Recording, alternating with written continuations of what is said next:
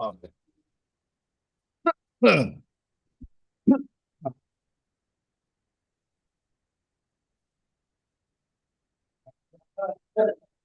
It's powerful, isn't it?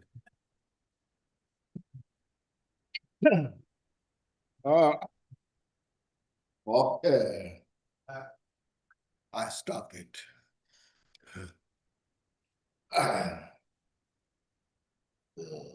Oh, but those are my manobela. But those are the noble. You don't remember.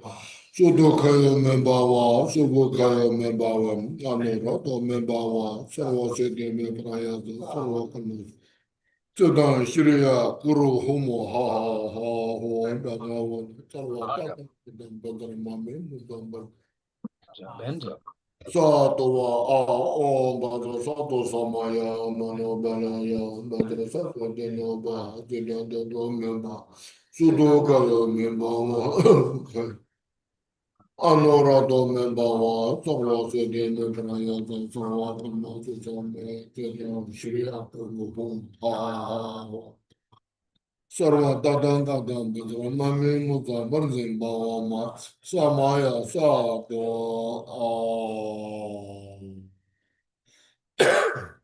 say Ma Samaya Ma means great, isn't it? Maha Samaya, no Samaya Samaya Maha Samaya Satwa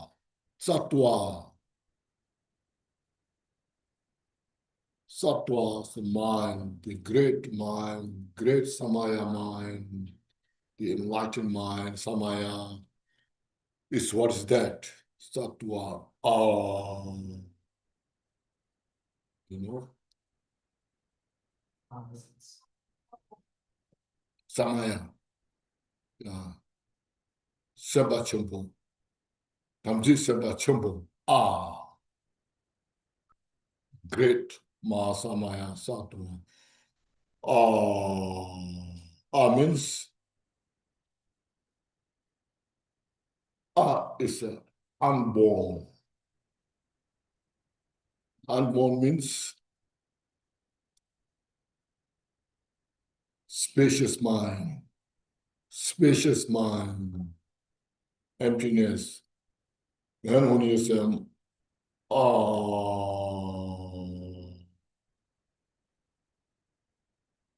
when you talk, when you make sound, you have to make some effort. No, Ka, that's A, B, no, walk. You have to make effort. But when you make this sound, it's the least effort. You make the least effort.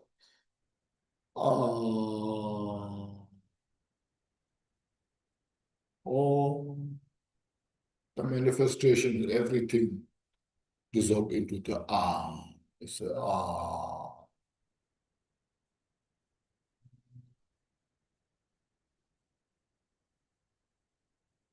Just relax into that. When the lot of thoughts coming in your mind, you see what to do, what not to do, all these things. And you just say, So all the thoughts just bring into the and that let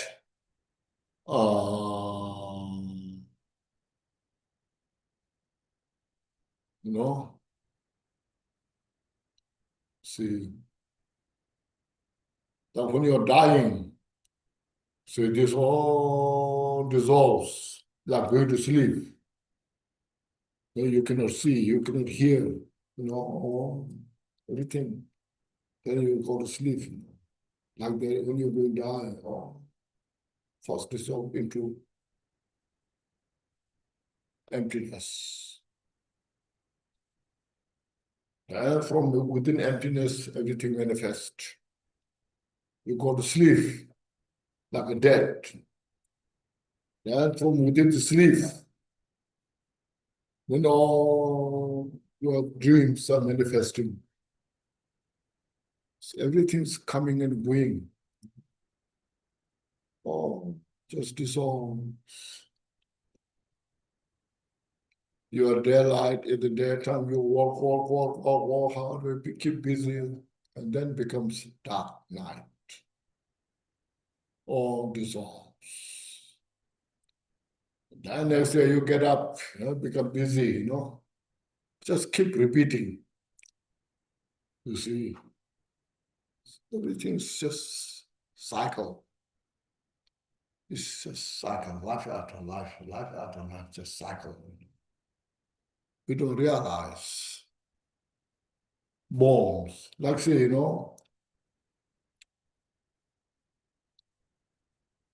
you count from first month, go to 12 months, and start again from the one.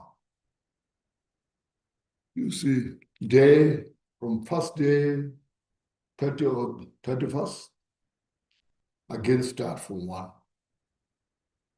See, week from Monday to Sunday, again start from Monday.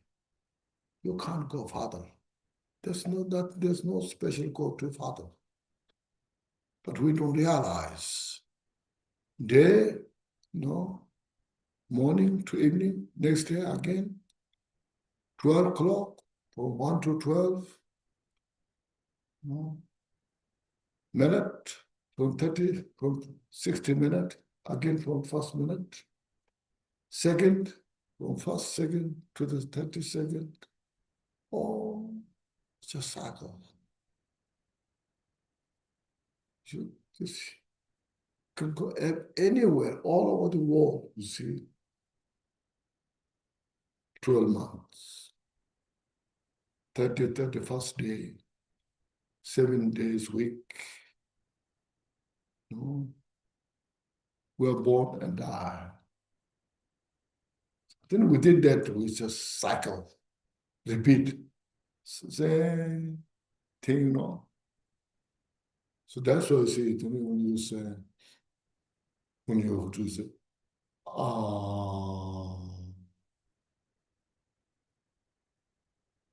that cycle is stopped.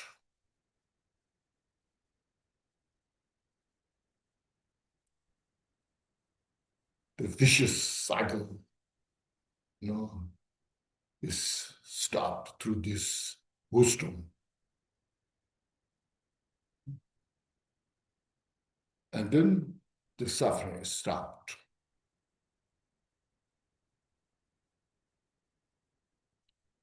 Yeah.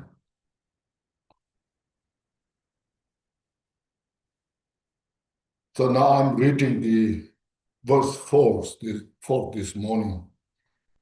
The root of all good qualities and foundation of all trainings is to accept the three jewels as a supreme refuge. See, so to take refuge, first, as mentioned, we have to contemplate about the suffering. To be able to get the refuge, understanding the refuge, taking refuge in Buddha, Dharma, Sangha. First, we have to understand about the suffering, as I mentioned, and the cause of suffering. The first Four Noble Truth. The first two from the Four Noble Truth. The truth of the suffering, the truth of the truth of the cause of suffering. Get to understand it well. We take refuge to any when you come to the in point.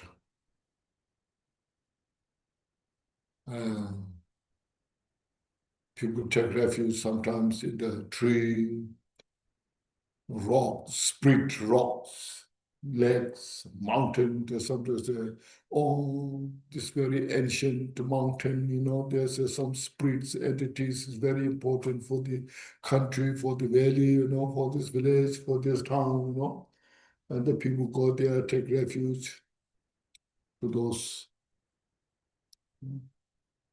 So, or some, they take refuge in, this is all, we call our, our local deities.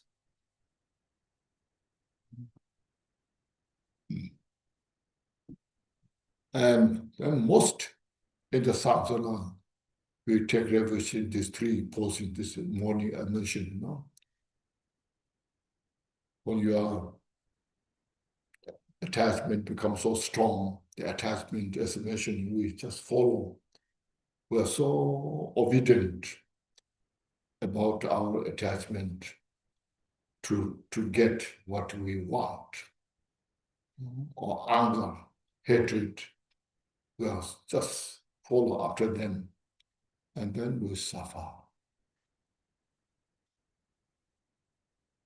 It seems like we are taking refuge, If I do this, I will really have now something good. If I destroy my enemy, I'll be happy. But then if you destroy one enemy, there comes another two enemies. When you destroy two enemies, there comes four enemies, one after another. So there's no ending.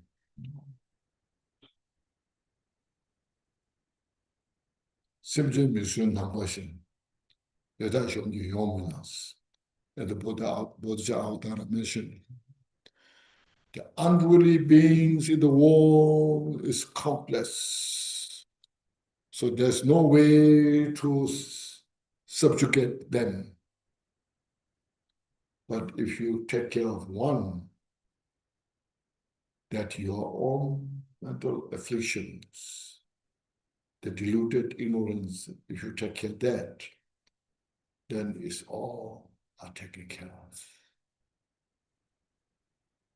Just for example, so when you walk on the field full of thorns, and your foot is bare foot, and how much you can find a piece of leather to cover all the place, not possible. Yet, if you just cover your feet, then you walk around anywhere. It's, it's like as if it's covered whole the place. So the mind, as I mentioned, in the teaching of the mind is so precious. Our mind, you see, so, it's called oxymoron, so contradictory yourself. One side mind says something, other side says mind something, and you see back and forth. That's the one that we have to take care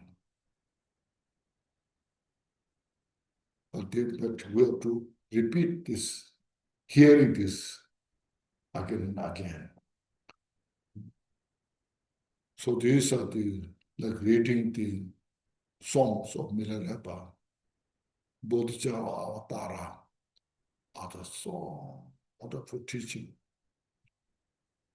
Then when you see these things, then you see Buddha is the only one. There's not just one person, you see.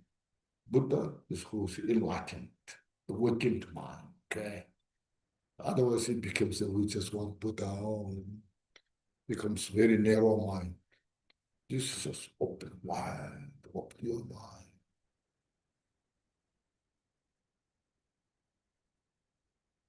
You have to be very wise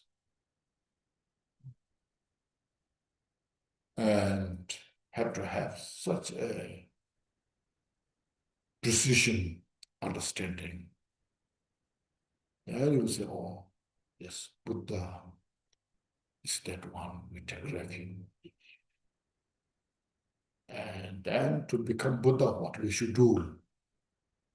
We take refuge in Dharma. To practice Dharma, what we should do is Sangha practitioner. That's why when we make food offering, what do we say? Dompa lame sangye rinpoche, no? Gyoba lame damju rinpoche. Demba lame kendyu rinpoche. Dompa lame fast use. Dompa means teaching. Lame means answer pass. The answer pass, precious teaching is the Buddha. How to cross the border of the samsara. Taught. All the teachings that Buddha taught. But as a mission, Buddha cannot take us, say you go to enlightenment. Now what we should do? We practice study, practice Dharma. So, Gyobalame, the answer pass protector, is the Dharma, the precious Dharma. Dharma is not just to say some prayers, but you have to study. It's called 3 training, as I mentioned. This is the Dharma. Or in other words, the study and practice too. First you study the 3 training, and then follow the path of the 3 training. See, that's the Dharma. It's like food you eat. The cook will not give you to become full. Oh, today I made such a wonderful cook. Now I'm full. We don't say. The cook is cooked food so deliciously. Now the cook is so good, the food is so delicious, I eat, I enjoy, and I digest the food. So the Dharma is like food. The cook is like the teacher, Buddha. See, sometimes we call doctor a skilled doctor, medical doctor. A skilled medical doctor is the Buddha. And the medicine is like the Dharma. And the skilled this nurse is like a Sangha. So when you have some problems, you go to see the doctor. And doctor will diagnose all your problems. The skilled doctor. And then doctor prescribed what's good for you. You need to do this, including giving the medicines. You eat this, you can eat this is food. You should behave this way. Prescribe. This is a prescription, isn't it? Make sense? Okay. Then doctor will also, what he will do or she will do, prescribe. You know the word prescribe. So don't do this is not good for you. So you follow on doctor. The doctor prescribe me to do all these things. Doctor as well, doctor is prescribed. Also, I should avoid all things not good for my health. That's the Buddha's teaching is about. It's not that Buddhist thing, of Buddhism, you should say, It's not a Buddhism, it's the universal. When Buddha said, don't do this means it's not good for you. See, Saint Buddha says, don't take life. Don't take things from others which is not given to you. Nobody appreciates you. And not good because something's wrong with your mind. And that becomes the cause of the suffering. Then you know, sometimes you see, why? Why it makes sense to make negative karma if you kill an insect? What's wrong with that? You know? People think, why Kali is non-virtue is cause of suffering? Why? So it's okay. Just, because they don't have the wisdom to see that. Buddha can see that there's a cause of suffering.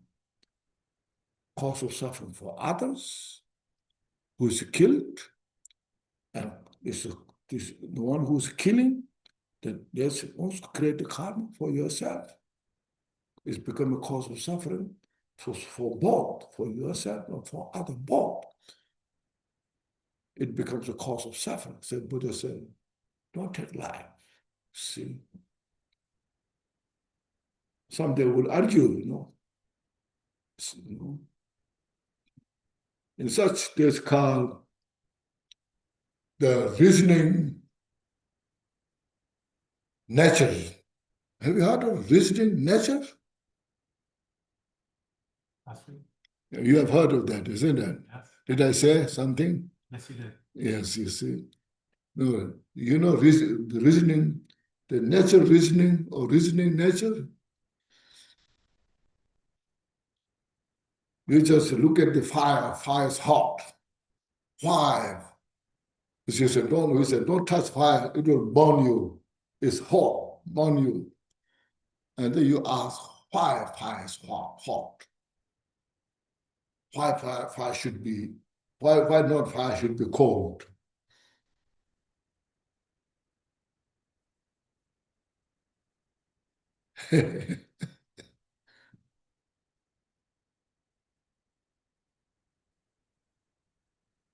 So fire is hot, so don't touch, It's hot and burn you.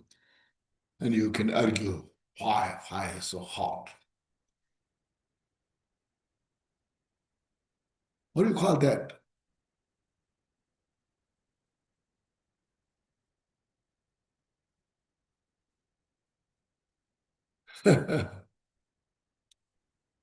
You understand the point?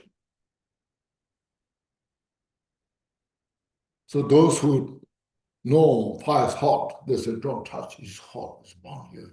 Don't touch, he said. So Buddha is like that. Don't do this, it's not good for you. It will burn you, It's called reasoning nature. It's own nature. It's the characteristics of the fire. It's hot, burn you. See? So the cause of the suffering is the cause of suffering. Doesn't matter who they are. Anybody, whether we know or don't know. Those who don't know fire is hot, if you touch, it will burn. If you touch, So that's, you see, I'm just saying these things, try to, you understand it. The Buddha's teaching is not something Buddha created. It's nothing to the culture, belief system. It's the universal reality nature. So we who are interested, so you will not waste your time. You will pursue. You try to understand. So there's no alternative.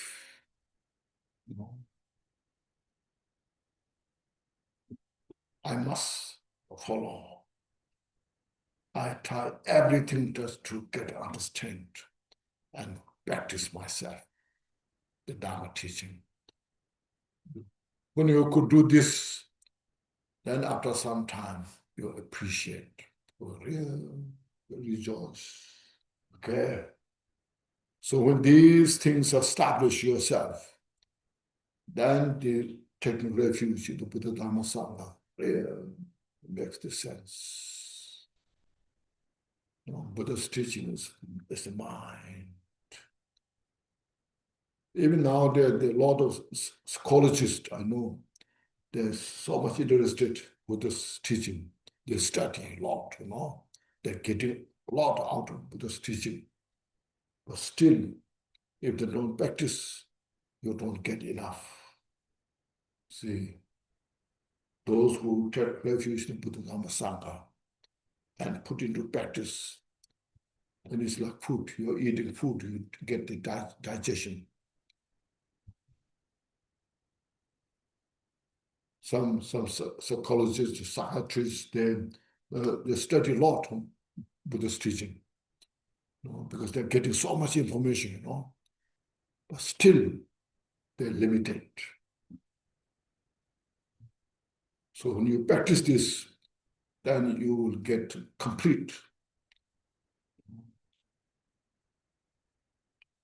So this why again the true is foundation of all the training is to accept the three jewels as a supreme refuge. Also taking refuge, there are many layers. At the beginning, you see, as well as an ordinary individual, so something Buddhas are outside there. Dharma is there to study. And the Sangha is there. So we take refuge in Buddha Dharma Sangha, the outside. Then you go to the deeper meaning. It's not just outside there. Go into Father. I have to bring into my heart. You visualize Buddha Dharma Sangha dissolve into you, purify your body and mind, step by step. Then look at your own mind. Your mind itself is not outside. That wisdom is the Buddha. That awareness is the Dharma. That which helps us to progress is the Sangha. It's not outside, it's in. So then you look inside. Then you look at the other, as mentioned, the other side of the mind. There's still some limitation of the attachment, aversion of creations, of purify through that practice. And then you see, so you can see Buddha is not outside. Dharma is not outside there, but within in. See, it becomes more kind of more, say, your Buddha is touching your Buddha nature, relating to your Buddha nature. See, so there's a say it's called accepting three jewels as a supreme refuge. All the instructions, both coarse and subtle, without exception. Coarse means first, rough, little kind of coarse, general, we should say general teachings. So how to avoid the cause of suffering, what the Buddha said, don't do these things. We just follow that, practice that. When Buddha said do these things, you follow that. It's a mission. When Buddha prescribed, you follow that. And when Buddha said prescribed, you avoid those. And see, when you come to this practice of loving kindness, compassion, bodhicitta, your mind becomes more subtle, more kind of more sitting, everything changing, transforming yourself. And when it's dissolved into emptiness, it's called subtle practice. Then there's no such called negative thoughts to avoid. There's no such called virtuous thought to accept because your mind itself is in that nature.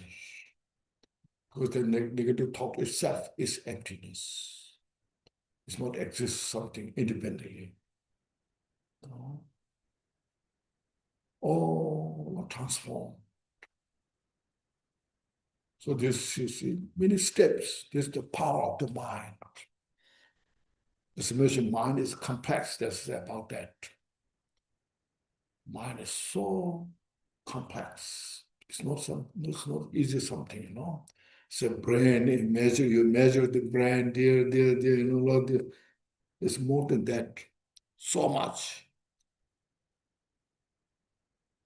So because of it, without exception, to hold them as dear as your own life is my heartfelt advice.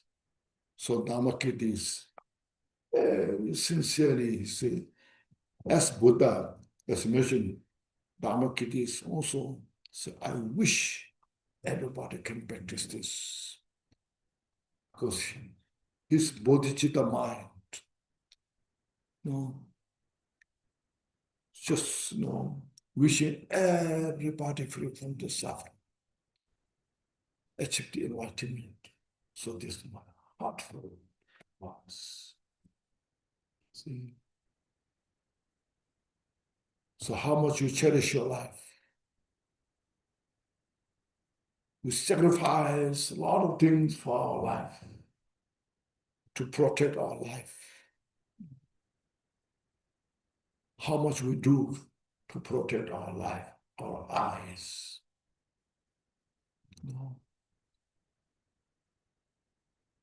So same way, avoiding all the non-virtues and practicing all the precious teachings into your heart is protecting your life.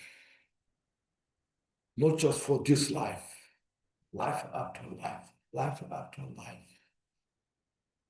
As today I want peace and happiness, want to free from suffering. Tomorrow I also will need same. Next week I also will make effort as I make today. Next year, all the way, always I will need peace and happiness. I will look for to free from all different types of suffering. So life after life, see. So our practice, this life, is not just for today, not for this life, to free entirely from these vicious cycles of this samsara. So meditate on this. And then you will appreciate, rejoice. I got the message. Now my mind is directly connected to the enlightenment, to free from suffering. It's not something Buddhist thing, no. The Buddhist idea. It's not something high or low. It's the reality nature.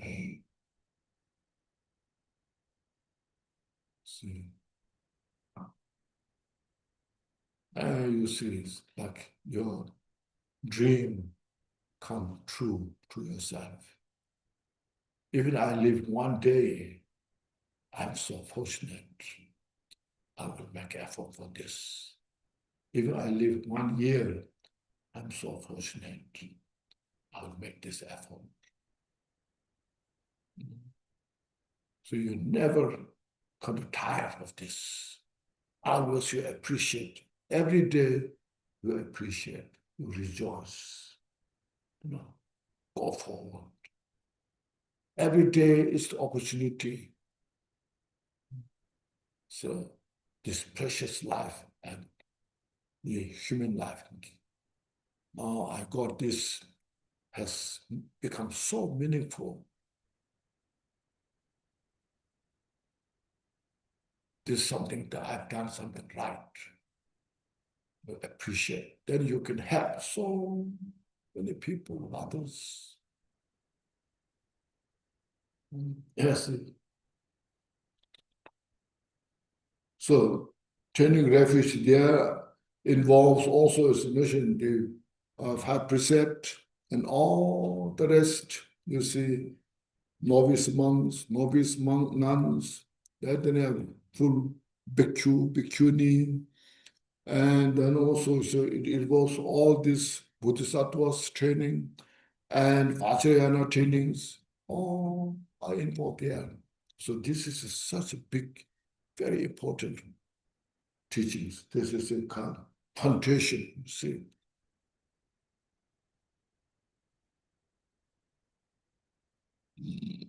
When you build a big building, like say 30 stories building, you have to make such a foundation for that.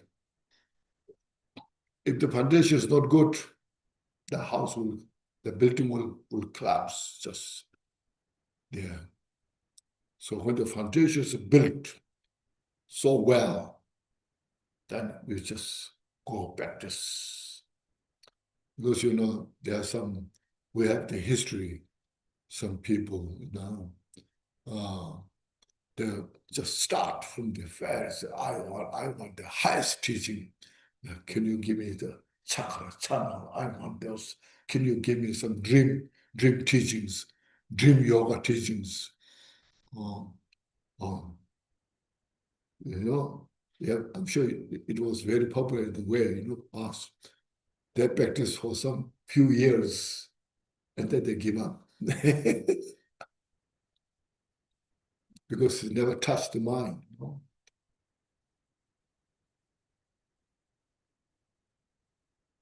So here, when you make this good foundation, then it becomes so stable. You never give up.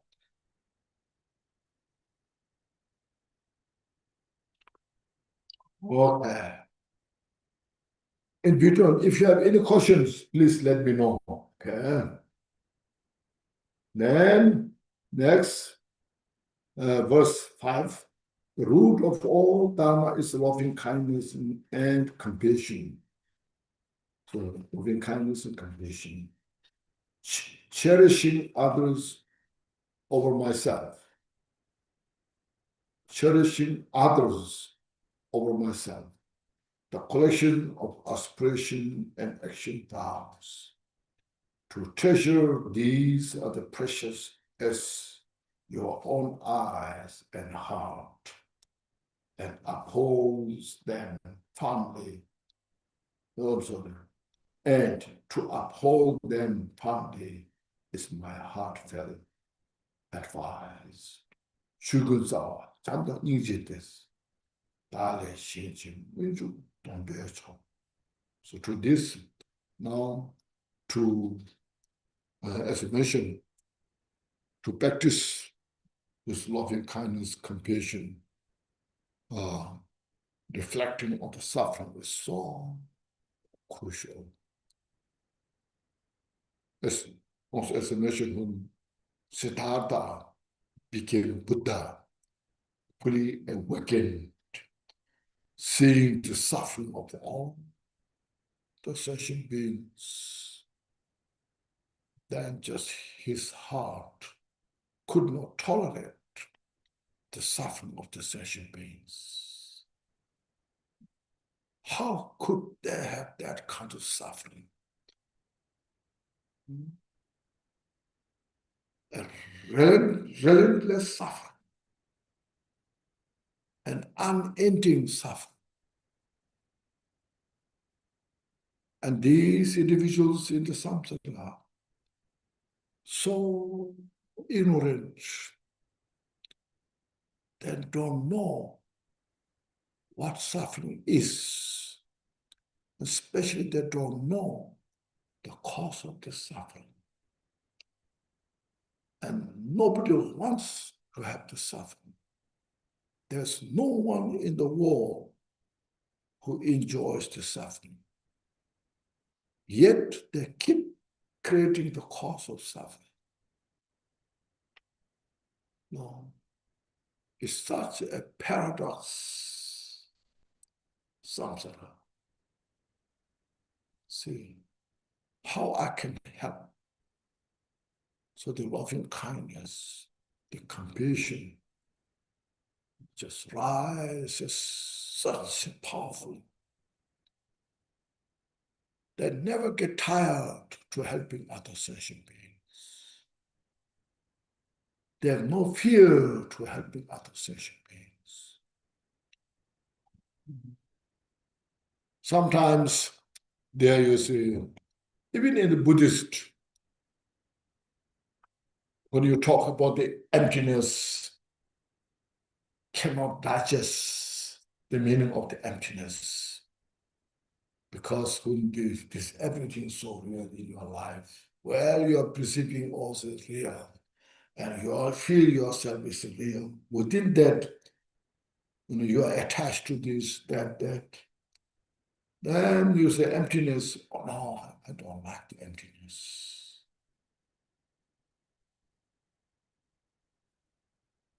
See? At the same time, they don't want suffering. So because they have no mental power to penetrate the meaning of the, as mentioned, the interdependence nature.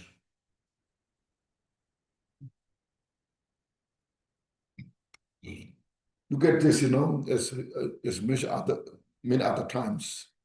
You look at here, in the Buddha's mentioned.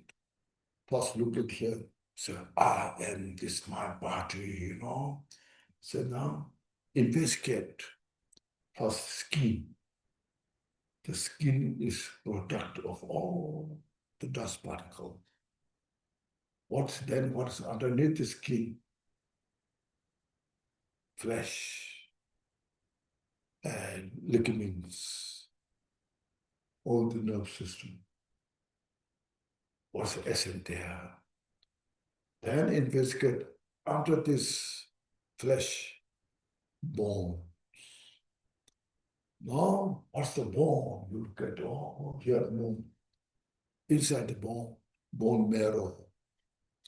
Then you investigate thorough, go through more. What's the marrow? And what's the essence after this? You don't find any essence. You see. Why am I attached so much to this? It's just skin.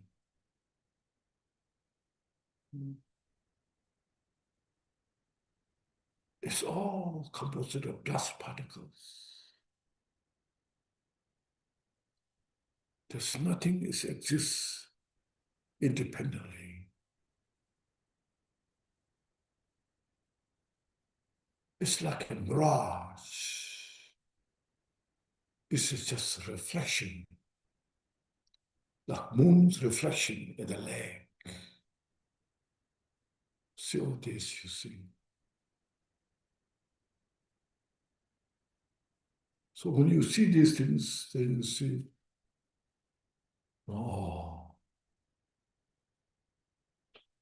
when you develop this kind of great wisdom, then you'll find I'm so stupid.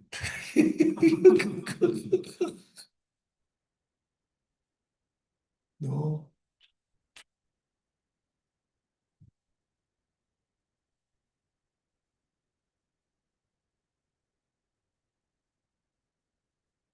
So when you see this, then you feel so relaxed, you see. Instead of seeing bad thing, you feel relaxed, you see.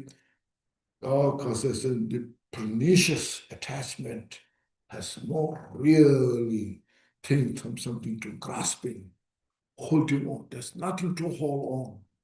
It's just helplessly destroyed. And when it's destroyed, you feel so relieved. You feel so peaceful, you see. Doesn't mean don't carry your body. It doesn't mean don't eat breakfast or lunch. We eat breakfast, lunch as we do, and then just relax, and then enjoy the Dharma practice. Then you really appreciate the Dharma. And from there comes, then you see all others who are suffering. And they are desperate to have peace and happiness. You develop such great loving kindness. When you read your ornament of liberation there, you see, at the section of the practice of loving kindness. Like in this life, mostly I should say, mother is most close to our life. Some people may have some bad experience. So my mother was very unkind. She tried to destroy my life there. Some individuals there, there's a different case. But generally, not only human beings, even animals. Look at the bird, how the bird take care their eggs, chicken, If there's a predator comes, she risks her life to protect her chicken, Just naturally, you see. Insects, was a small insect, when she lays her eggs, how delicately she take care out of love. That's how they survive. If they don't have that kind of caring, they cannot survive. So our body is here. Our mother took care of this. And then she went to such great hardship to protect the life. If you go to some poor country, she begs, carrying her child on her lap, and just, please give me some, I need, my child is hungry, can you please? So she sacrificed herself for the child. So like this, look at my body's benefit, how much my mother went through difficulties. And it's not just only this life. I come from limitless lifetime. All sentient beings has been my mother. May add just like that way develop loving kindness to all sentient beings equally. This transcends the attachment. Attachment is basically for your own benefit. For selfish reason, you have attachment, not to really help others. So develop that kind of loving kindness, how I can do things for others. Also, just one reason, but also look at this, you see. I sustain here, like me. I can come here and give talk. Because all conditions are provided by others. I'm eating a bowl of food, the rice, food, vegetable, is the collection of many people's effort.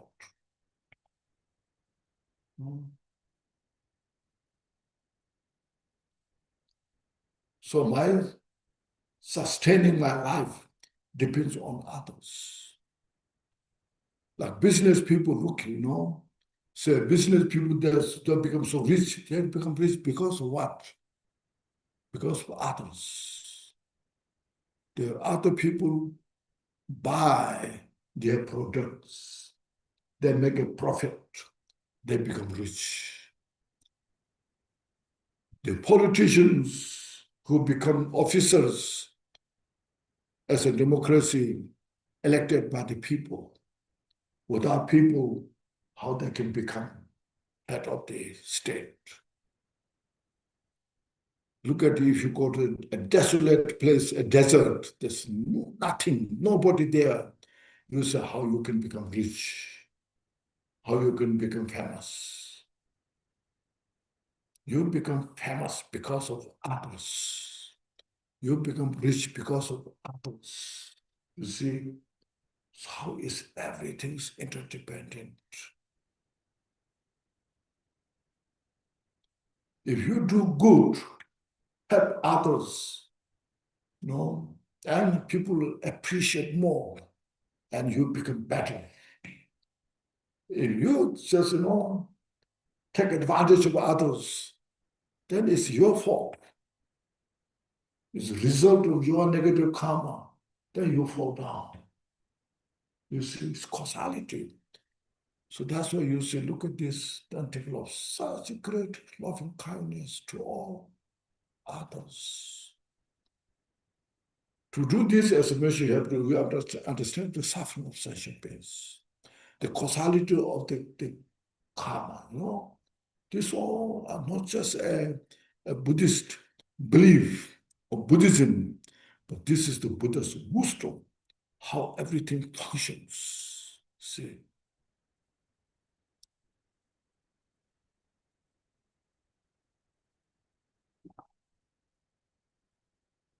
So when you look at our mind, when we have a pernicious attachment in our heart, how much suffering is there? No peace. Or when there's anger in your heart, how much pain is there? Suffering is there, you see. Look at that. On the other hand, when you have such a mind, you want everybody to be so happy, peaceful.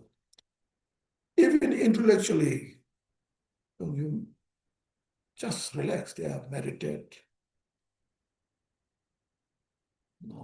Get out of all this entanglement.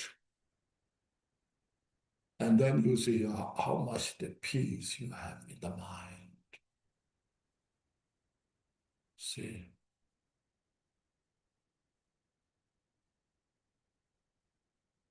It makes sense? Look at this, look at it in your heart, in your mind. That's the Dharma practice, you see.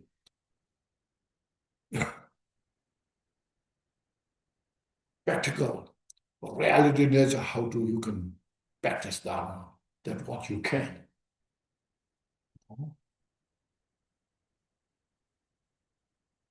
So that's what it's foundation, see. The root of all Dharma, the root of all your practicing Dharma is loving kindness and compassion, see. So that's why you read the jewel ornament of liberation, intersection of their loving kindness and the compassion. See, will come up express so beautifully, such a complete manner. And he said that there's a loving kindness, generally looking at the sentient beings that everyone desire for peace and happiness. Because of that, you develop that mind, meditate. And then what are the causes for peace, the loving kind? What are the cause of peace and happiness? All the virtuous deeds, practicing loving kindness itself is the cause for peace and happiness. Practice of compassion, practice of bodhicitta, practice of emptiness, this all are cause for peace and happiness. You develop that in your mind. See. When these are developed in your mind, how much great peace is there, and there's no fear, you see.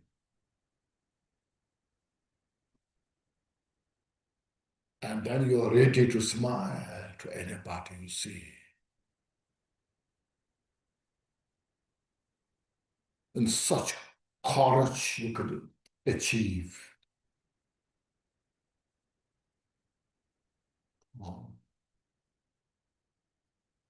When you have heard of Angulimala? Angulimala who killed 999 people at the time of Buddha. Angulema means the finger. He made a finger necklace where he killed each individual and then put in his necklace. So his teacher his teacher told him, if within a week, if you can kill 1,000 people, and you will achieve such a great realization.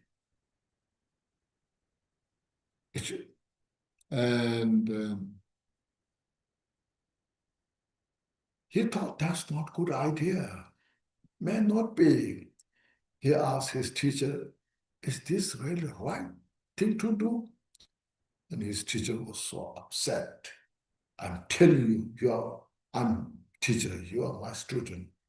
You have to do this. Something magic, black magic. So then, without choice, he's just starting from that day, then he was killing. The last day, he could kill 999. Now he's missing one. He's looking everywhere to find the last person.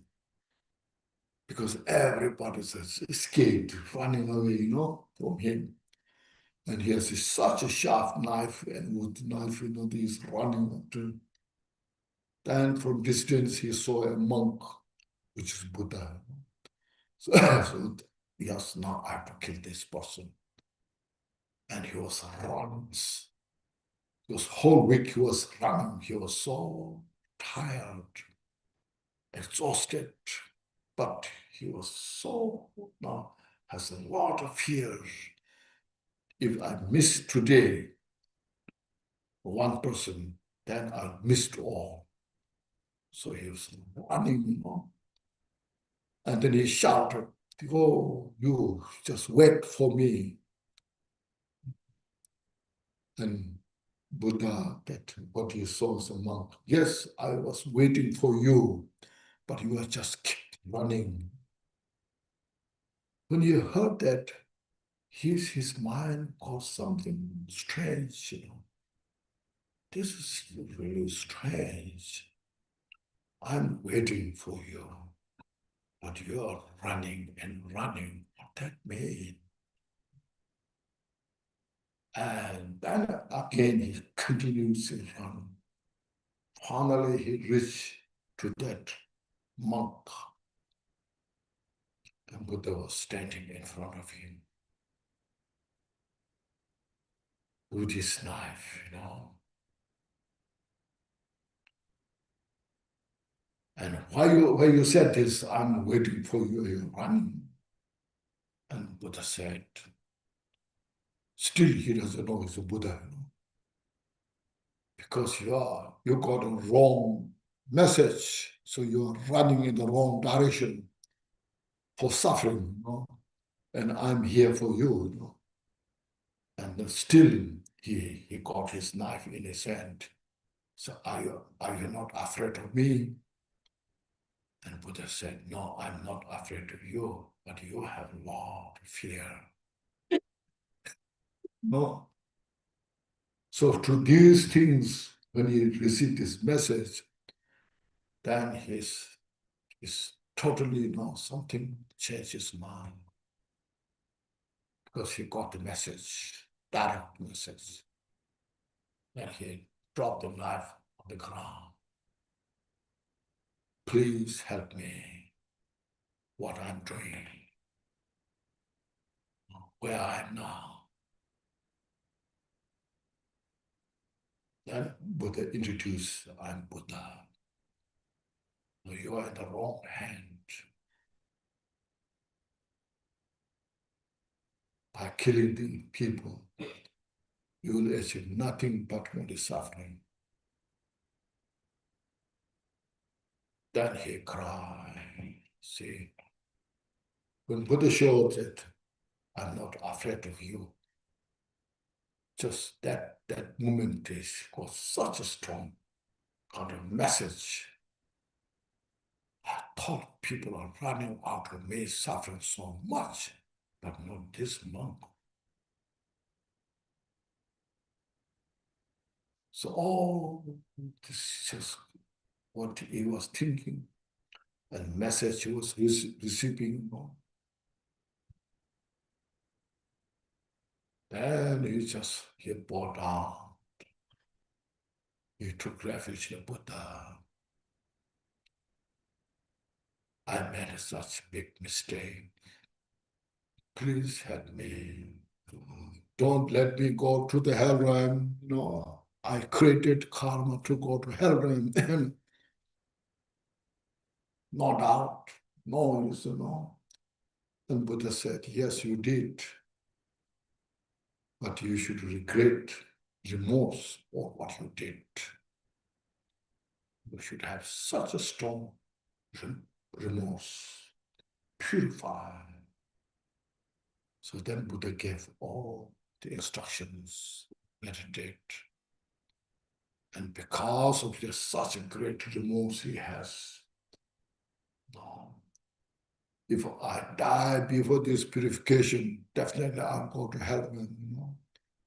So it's such strong kind of resolving power and reliance on the Buddha's instruction.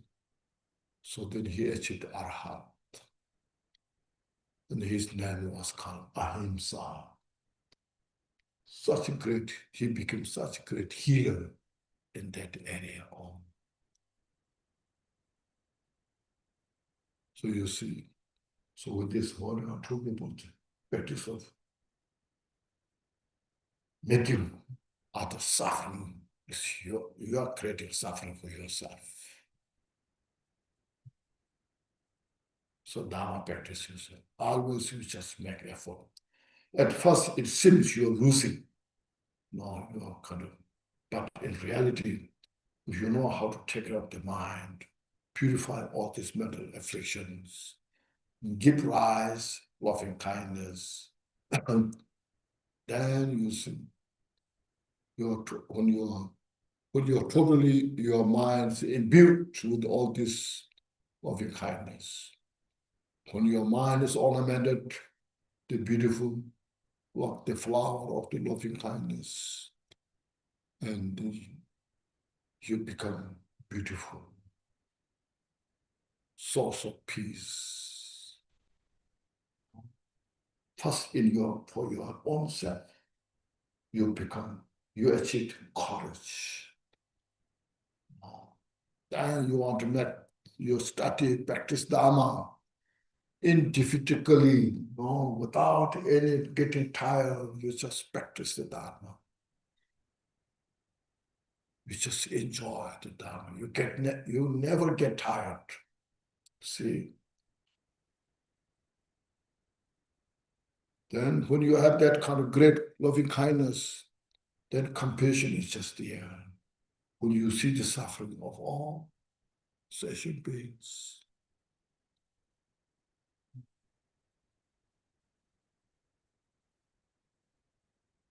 So then you realize the emptiness of all phenomena.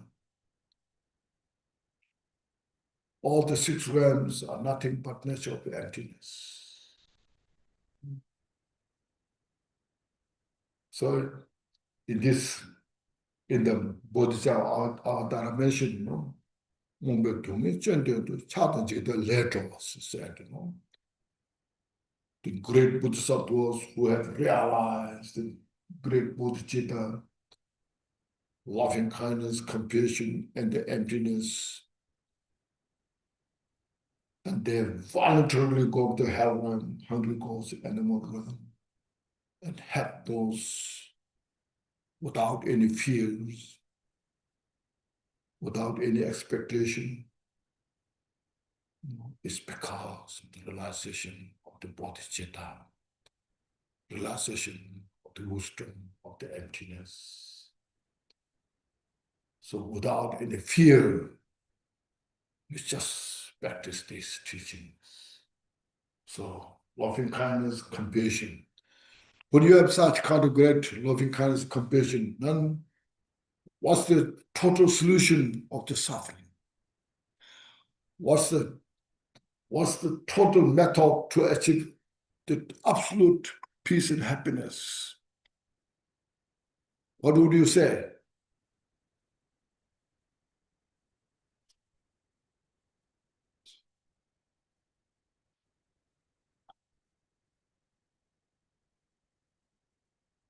Yes. Yeah, give me a tip. Oh, bodhicitta is the answer? Bodhicitta means?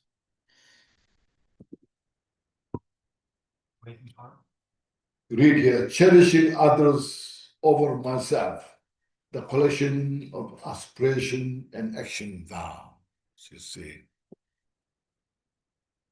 Now that you see yourself just one individual.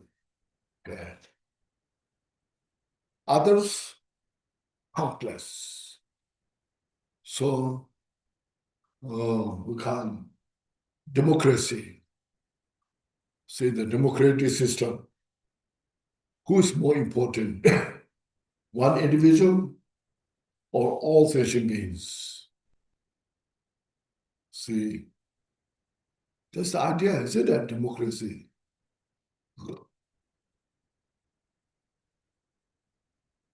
Here, see, not just one state, one city, one country, whole universe.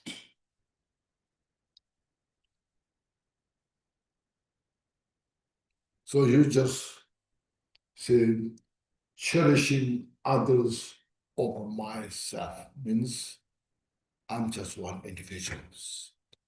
Not just cherish yourself, but cherish all the sentient beings. Means you wish all others to attain Buddhahood. Because attending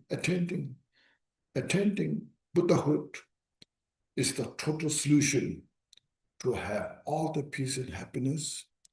It's the total solution to free from the suffering.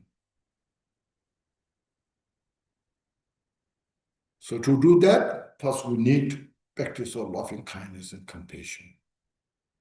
To practice that, we have to reflect on the suffering of samsara. You see, so no, and the causality. Yeah. So first he said, question of aspiration. First you wish all sentient beings to attain Buddhahood.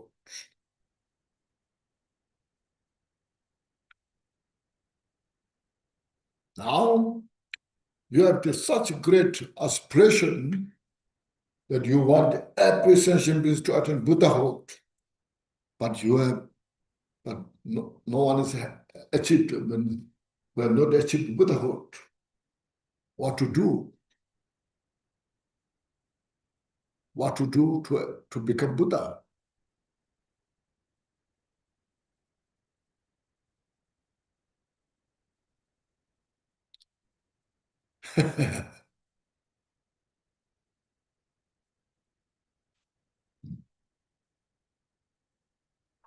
This is the next action vows. In the action vows, what do you have? How to act in the actions vow.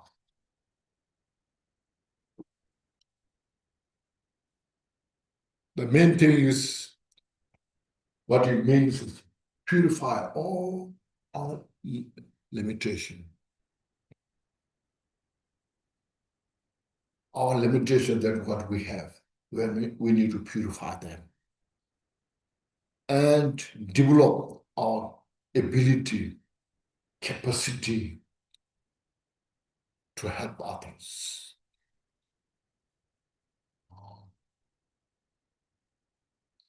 what prevents us, of our limitation to helping others? These are mental afflictions. The three poisons. And you see this arrogance, the greeds, the pride, that when we have within us, they make us very limited. Get this, like say, when I'm helping others, I'm very easily irritated. I'm very easily disappointed. When I'm very irritated, I cannot help others. When I'm angry, I cannot help others,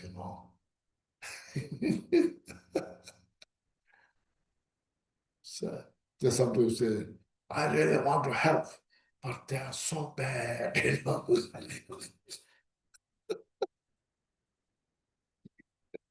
I'm not happy with what they're doing, This we're so limited, So what we should do this? So we have to purify our limitations. Just have to work. So first, the Milarepa went to retreat. Like Buddha went to the retreat. All the great masters they did, Drikungpa, look at the lifestyle of Drikungpa. He went to retreat for many years. Not in the Suman, you see. First he received all the teachings, then he went to retreat for 7 years.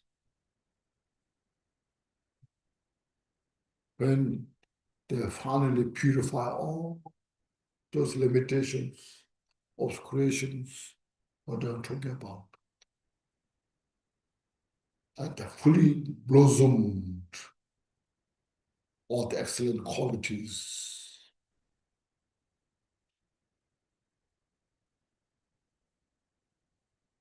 Then their activities are unlimited.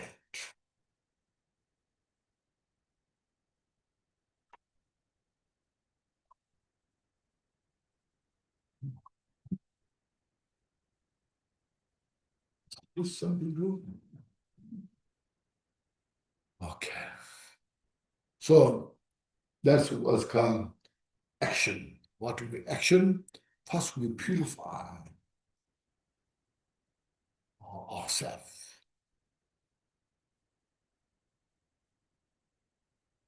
Our action develops stronger loving kindness, compassion.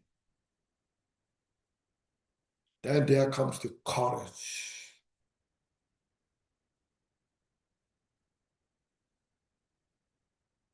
And then you see the Shantidev's text mentioned in the last chapter, as long as the space remains, as long as the sentient beings remain, may I endure to benefit all sentient beings. She has that kind of great courage.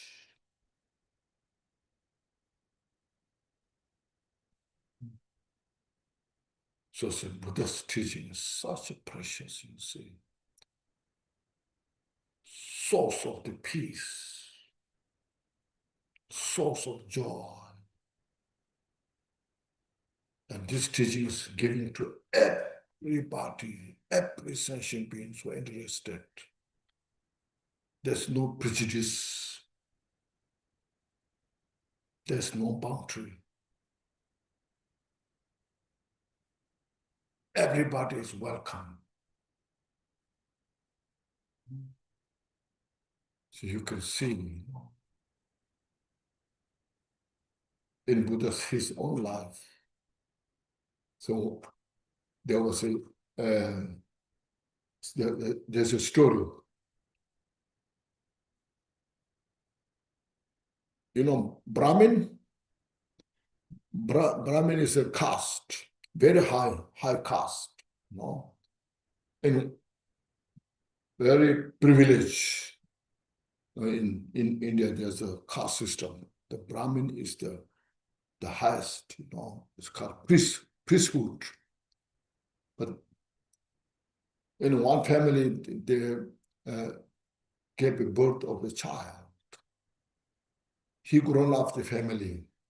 But to be Brahmin, you have to memorize some prayers that the child could not memorize. The parent tried so much, and he himself tried to memorize. Then at the end, they failed. So then the parents said, "We're so sorry. We don't want to, but we have no choice. Now you have to leave the family." And that child, who's teenage, he was very sad, wandering village to village, nowhere to go, helpless. So one day he met Buddha. And Buddha saw his confused, suffering so much. Buddha said, "Would you like to come with me?" And the child said, "Can I come with you?" So then he was so happy the Buddha accepted him. So then Buddha took him in the temple. There's a temple where the monks gathering, doing prayers. So Buddha gave him a work to do. Just gave him a broom to clean the floors, every day. And Buddha brings the lunch for him. So he was so happy. Just Buddha accepted me. And for many days, months, years, he was cleaning. Wow. So through this, his great joy, appreciating, how privileged he was, that his mind become more clear. So then one day Buddha said, "Can you memorize this?" And he said, the child said, "Yes, I will try." Clean the dust and purify the dust, the two words. And then when Buddha said that, he repeated, "So yes, I can do this." Then he was so happy. The Buddha said, "You just chant this and just clean it all." And he did. Every day he was so happy. It's like his mantra. His mind became more clear, more relaxed. After a few years, then he suddenly realized, while he was cleaning, the dust is not the dust of the outside.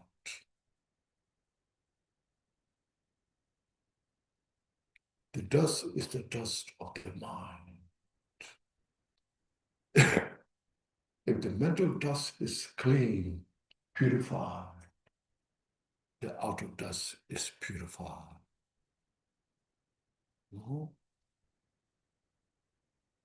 That time he achieved the arhat.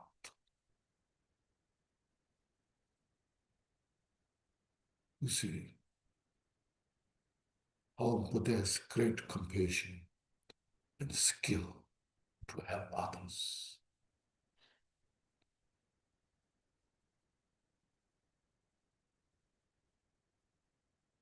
So that's the kind of the skill that has measured Angulimala, with such great anger, hatred, who could kill 999 people, and Buddha, with the skill, with the wisdom, compassion, helped such, Now this person, this boy, who is such a stupid, ignorant, Buddha helped that. So like this, Buddha's stories. So these kind of things, if we practice, we can get the benefit. And look at the Milarepa's life story. When he meet each individual, how Milarepa skillfully handled. You see,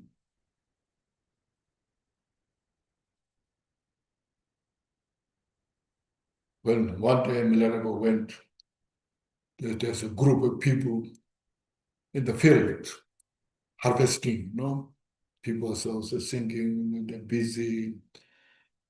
And then Milarepa went there, said, then there's what you want. He said, I want a lunch, something to eat. And there was a young woman. Look at their house there. There's one house you see, go there and wait, I will come. And Milarepa went there. And he knocked the door. There was an old lady. As soon as she saw the Milarepa, she was so furious. And from the kitchen, a handful of ash, filled up, coming out to throw on the Milarepa's face. But she said, look, these kind of beggars, sometimes they go to the mountain where all the nomads, they ask for cheese and butters. And on the fall, they come to the harvesting, asking what is, And she started throwing the ash in Milarepa's face. And Milarepa says, just wait a minute. You will have time to throw the ash on my face, but first you listen to me this. And then Milarepa recounted her life. Now, first, when you're born in a family, you're married to a house, and now in the house you're doing you have done this. Now you are old, difficult to get up, difficult to sit down. Look at your wrinkled face. Oh, this when Milarepa recounted all her life, and she just in her mind exactly all things that she was experiencing, Milarepa was told, and that touch in her heart. Oh. Then tears coming in her eyes. The ash in her hand just slowly went out, Meanwhile, that young woman came and she saw this old woman, tear in her eyes. So the young woman scolded Milarepa, no, what you are doing here? This old woman is crying, And she said, no. I didn't, no, he didn't do anything for me because I was the one who just in the first, tried to, fight. But he told me something that all things that happened in my life. That's why I regretted what I did. And this young woman was very impressed. Oh, you both, she said, you both are wonderful. You could say these things and she could understand what you said. You both are so wonderful, no?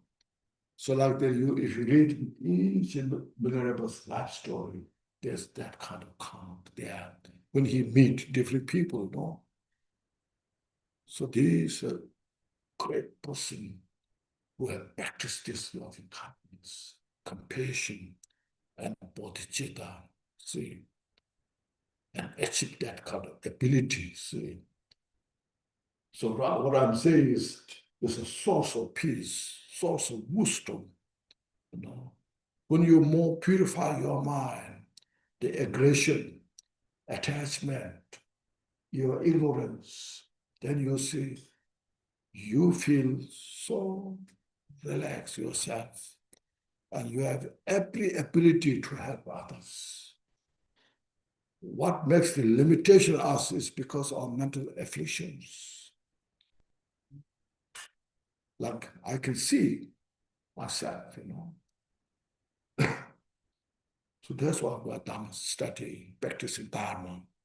So practice Dharma joyfully, happily, with feeling of gratitude that how Buddha taught these things. You know, in this 21st century, we need this more than ever. Then you can help many others, you see. Okay, do you need a short break? Banza sato samaya, mano palaya, batra sato tenyoba, tija teto mebawa, sudu kayo mebawa, sudu kayo. Anorado mebawa, sarva siddhi mepraya, sarva kurma suzamaya, jekan shriya, kuru hum paha. Sarva tata gata badra mami, muzamba zembawa ma samaya sadu. Yeah, thank you. Maybe 15 minutes is good. Be back 3:45. Thank you very much. Yes.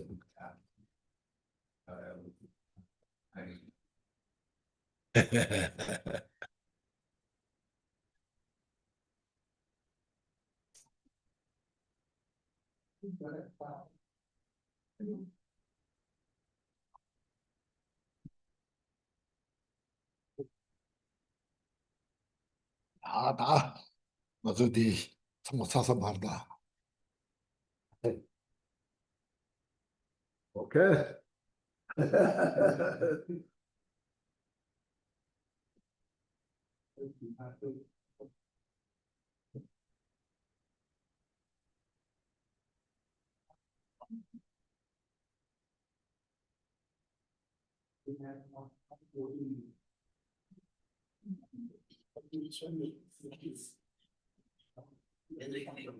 Water.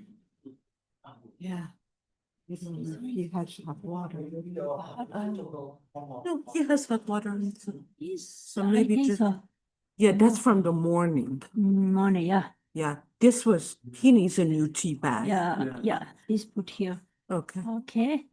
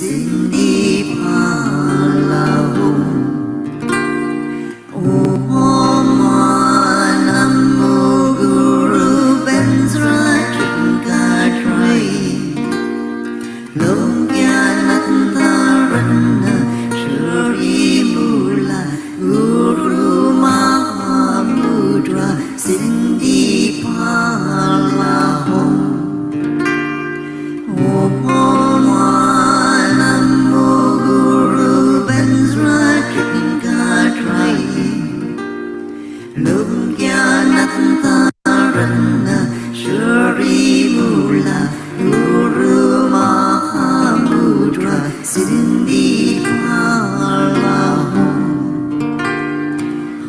Om Namo Guru Bensra Chinkatray Longyanantarana Shuri Mula Guru Mahamudra Cindy Palahum Om Namo Guru Bensra Chinkatray Longyanantarana Shuri Mula Guru Mahamudra Cindy Palahum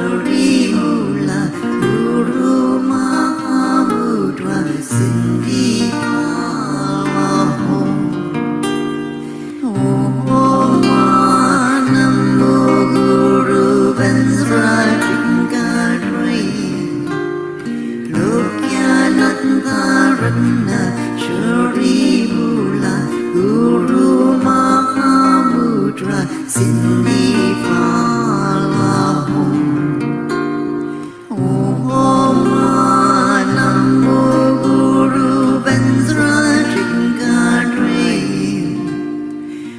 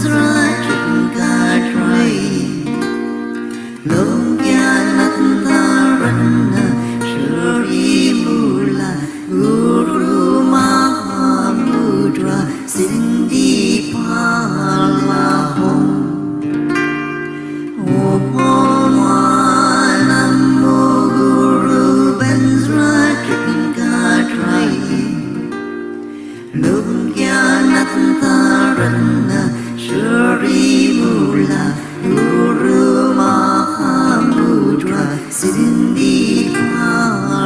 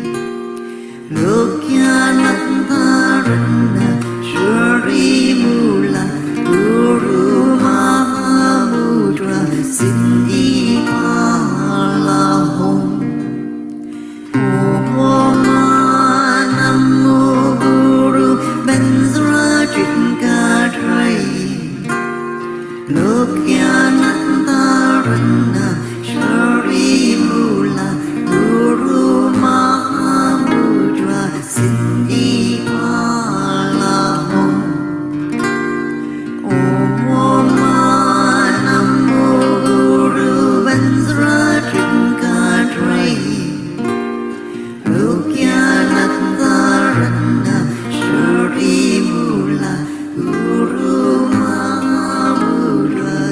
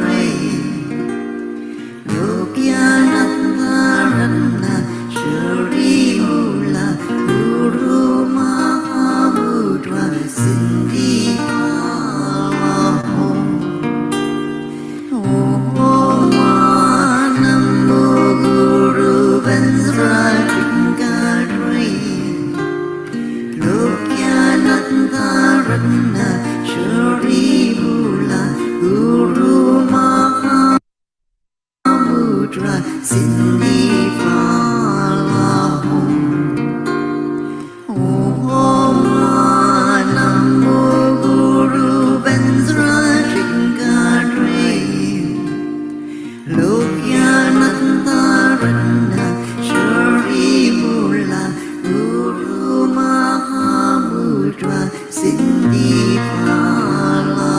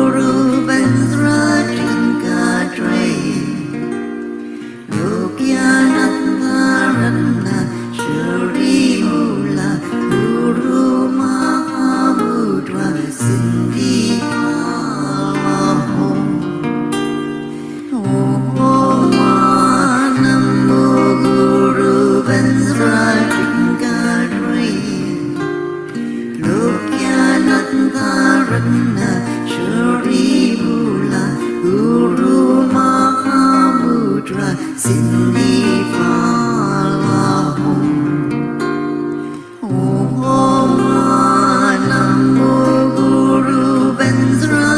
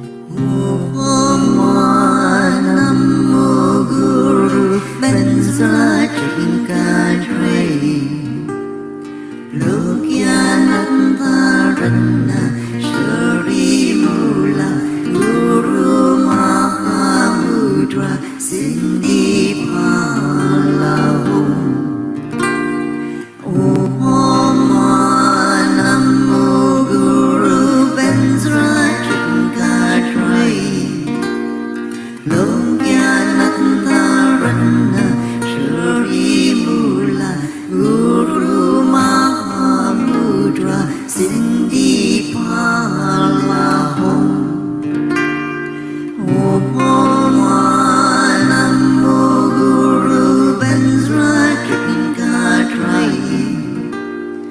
Lokyananta Rana Shri Mula Guru Mahamudra Sindhi Palamum.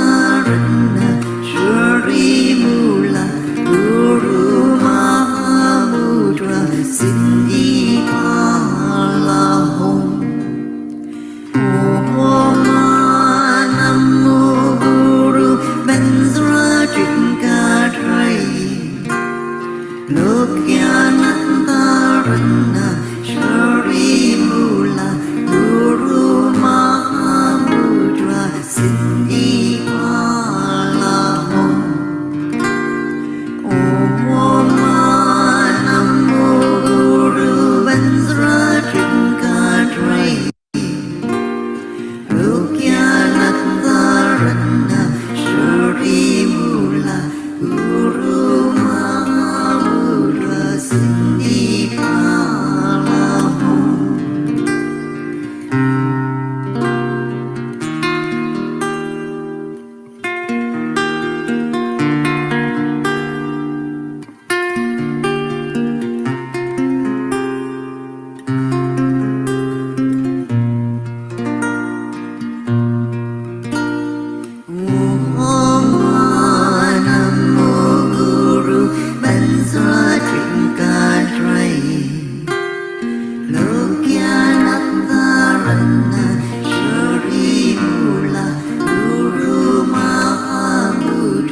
Cindy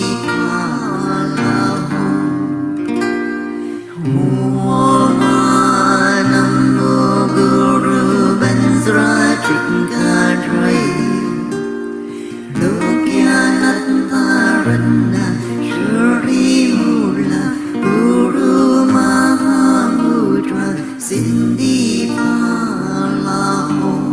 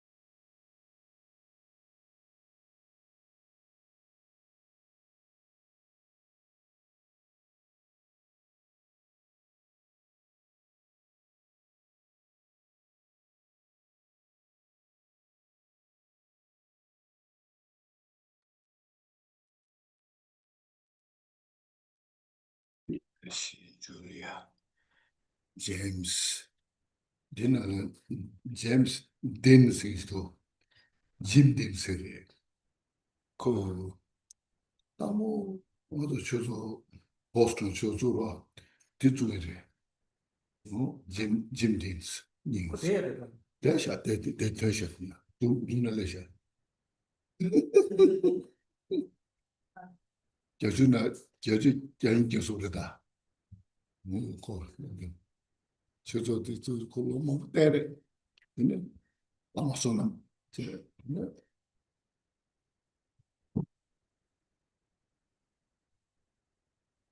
Okay. Oh, Bado Sato Samaya, Panaya, Bado Sato, Sudo Kayo Membawa, Subo Kayo Membawa, Abilanda Membawa,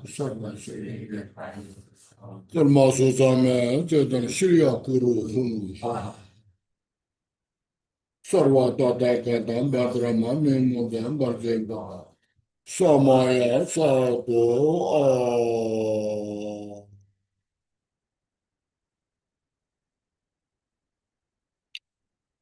Thank you. So we are now discussing about verse 5. Yes. So sorry. What happened? Unmute. Yeah.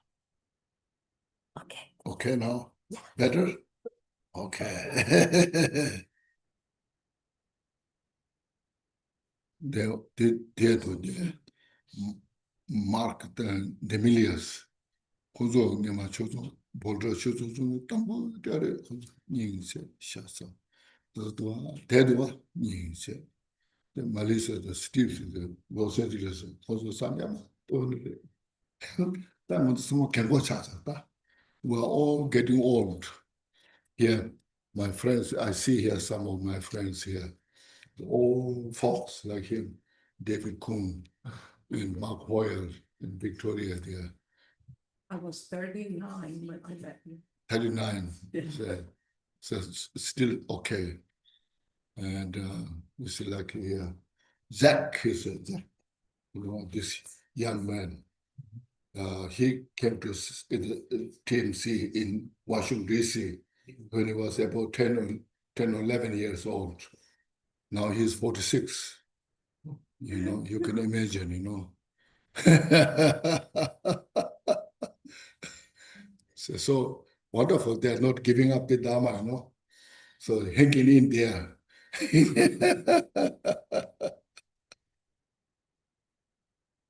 Yeah, when we rely on the Dharma, always precious.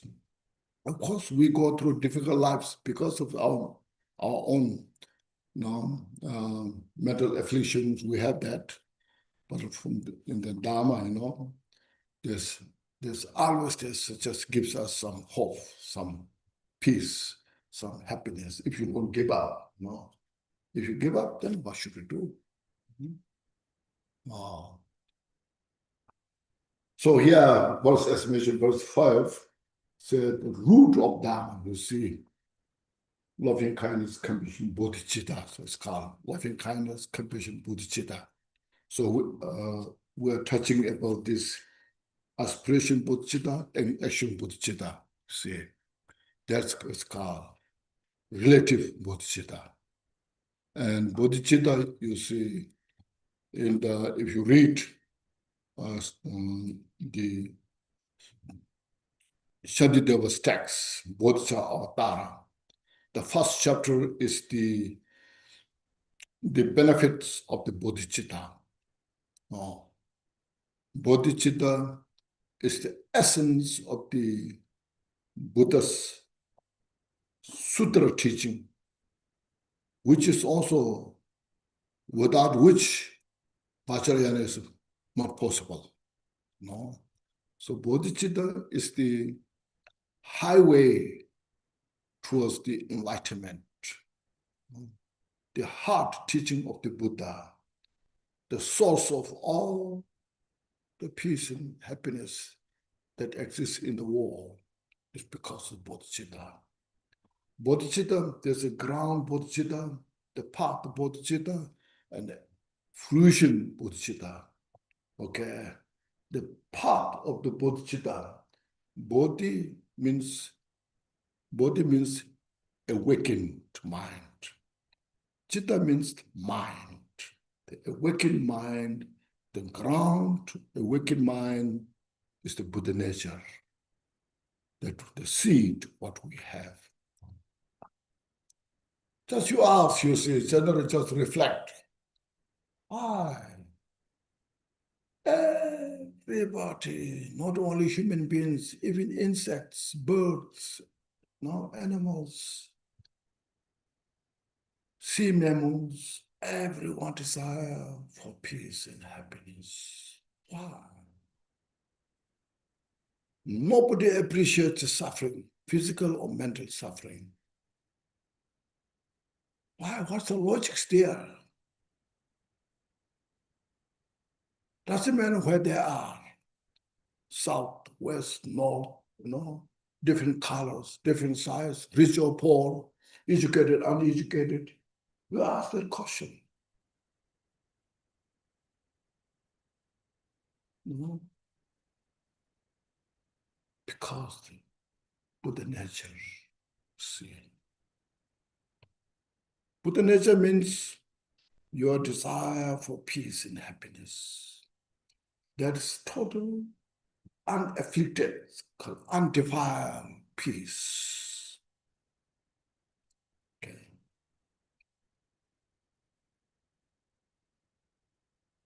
That's pervaded to every sentient being.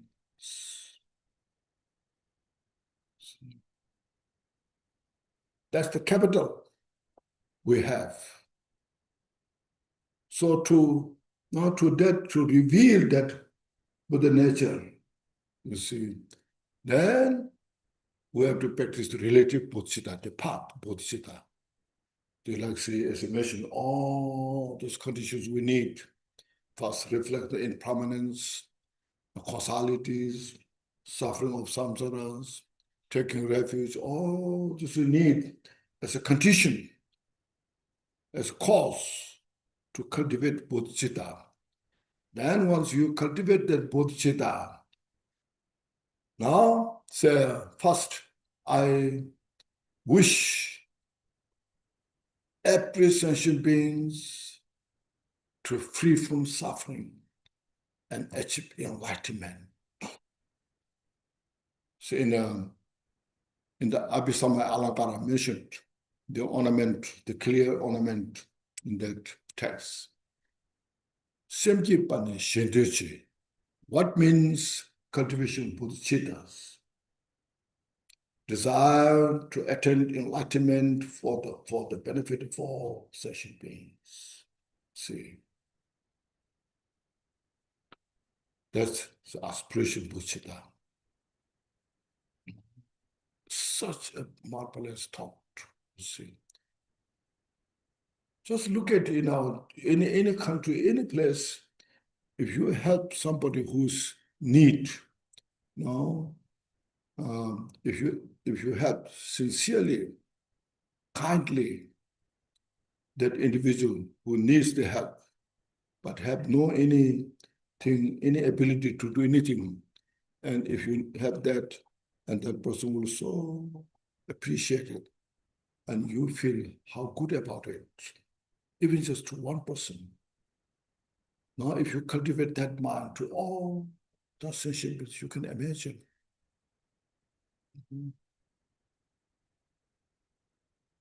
Such a precious thought, the source of all the peace. And as I mentioned, happiness is the flavor of the peace. When you have a peace, you see, in the morning, you wake up, go outside, the sky is so clear, there's not so much thing to worry about your life, everything goes well, and you have good, a bowl of eat breakfast, you sit outside, you feel so peaceful. And from that feeling of peace, there's happiness. So you feel light. Your mind is more open. And you say, I can help other people. There's more space in the mind, You look at this, so this is what Buddha is talking about. Loving kindness, compassion is about that. It's not a religious training. It's the training from the empirical method way. See? So just reflect on this how, if you could do this way, how much you can get benefit. So as I mentioned many times, it's not a converting into something different belief, from this belief to another belief, So this is not a conversion. This is how to understand the reality of your life, to open up your mind. You see what it makes sense. That's why as I mentioned, the three things when we go through is very important. Plus hearing, you hear, you read books, just get all the information put together, get that. Then second, contemplation means investigate, make sure you understood. It makes sense. Not just I believe so, not just empirically what it makes sense. Then once you find it makes sense, empirically it makes sense, then you put it to practice. And then your experience becomes more kind of profound. And from that, you get real understanding. Just hearing, listening, reading, you get some information, but not the complete. Real understanding comes from the practice. Then you say it's definite. So that's why it's very important to read the life story of Buddha, life story of Milarepa, how Milarepa went through and how he experienced. And then likewise, there's some other great teachers, their life story, Then this is reading those life stories of great masters, reading the text itself, contemplating. So this all, then the quotations of the great masters, from Buddhas. If you can bring all this together, then you will make such a good understanding of the your Dharma, you know. And then you follow, practice yourself, which will come later, you know, there's coming. Not just only all the time investigating, you know, investigating, all the time investigate, you can get anything, you know, if you don't practice. You have to practice some. Some will encourage you, yes, investigate, you know. Your whole life, you just keep investigating, you know. And then not so much benefit, you know. So, see, that's what's called the action mission, as you mentioned, action bodhicitta. First, you aspire to cultivate bodhicitta. Then action bodhicitta, as mentioned, the 3 training or the 6 parameters, they call practice of generosity. Practice of generosity is to open your mind. Our mind is the line so confined, trapped, no, entangled within our mental confusion. To break through that, it's a practice of generosity. Generosity not just only giving, releasing the attachment, most thing. Then you see giving fearlessness, those who need. Then especially giving the skillful means, sharing the wisdom to others. It is a wide range. But first, the giving is from the 6 parameter, the giving is most easy. It is easy to give 5 notes than to practice moral ethics. No. Moral ethics is more difficult than just giving. No. Then next, moral ethic means, as I mentioned, what Buddha prescribed. All this Buddha's prescription, what to do, following that means collecting all the wisdom, all the qualities, and prescribe all our shortcoming, negative thoughts, actions, getting rid of this, purifying. So these 2, the prescription and prescription, see, when Buddha said, don't do this, means there's something's wrong with that, you know. Maybe we don't know. Sometimes you say, no, I don't want to do that, you know. Okay. Then next, moral ethics, see, and patience. Patience means bearing, forbearance, bearing the consequences. That sometimes you face difficult things. So I can handle that. I can go forward that because it's a good thing to do. So it has a courage, no fear. Patience has some negative connotation, weakness, you know. Be patient. Yes, okay. I sit there. Do nothing, you know. Waste your time. Be patient. See, that's not the real here. Patience really means forbearance, bear the difficult conditions without fear. Milarepa said, you know, Jigpa maybe, Parun, Subajawa, Wanamas. There's no such car. Patience, as a say, no, fearlessness, yes. When there's fearlessness, then there's a patience, there's a forbearance. And then you see, through this, look at in our mind, a lot of negative thoughts come. Anger, hatred, attachment, ego. This all need to be purified. To do that, we need strength, courage, forbearance. Then this fourth one, perseverance, joyous effort. It's called perseverance. Why we need to do that perseverance?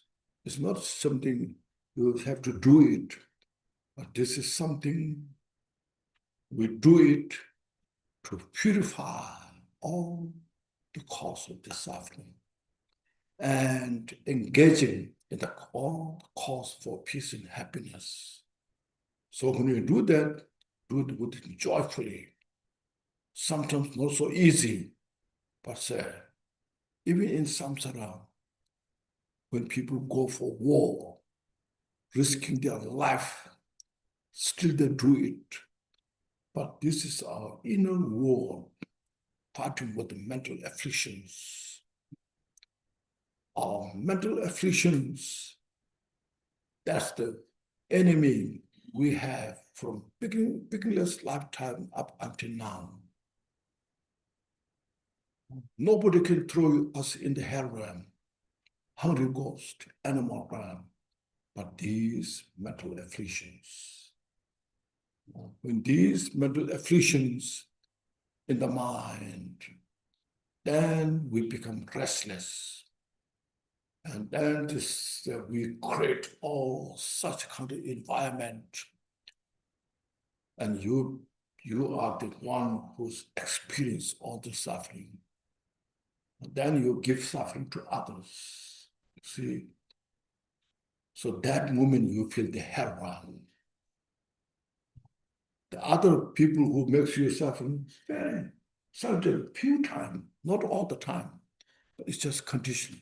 But the inner mental affliction, in Sanskrit, it's called klesha. Anybody know here klesha?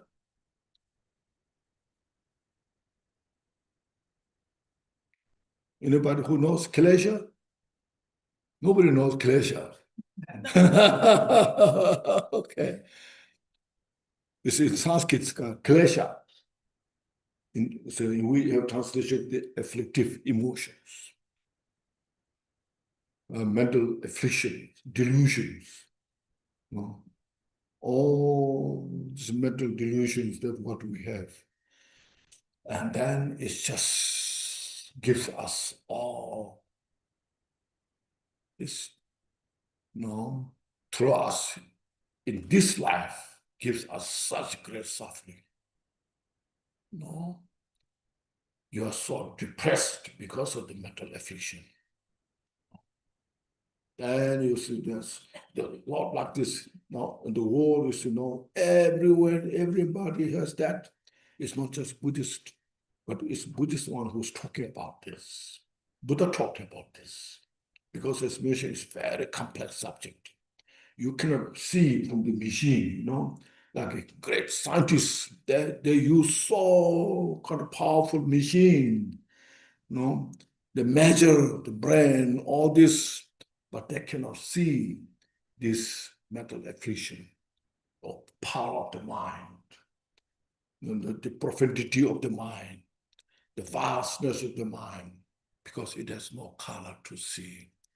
It has no, what you call, it's a non-composite factors. Non-composite factors, what does that mean?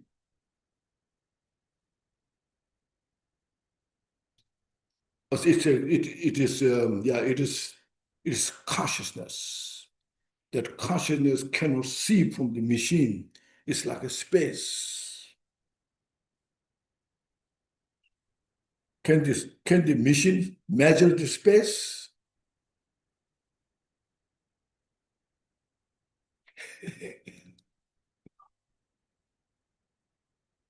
Difficult, isn't it?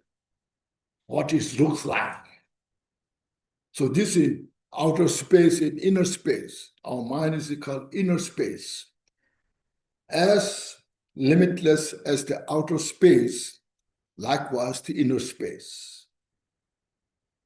No measurement, no beginning, no end, no fringes. You see?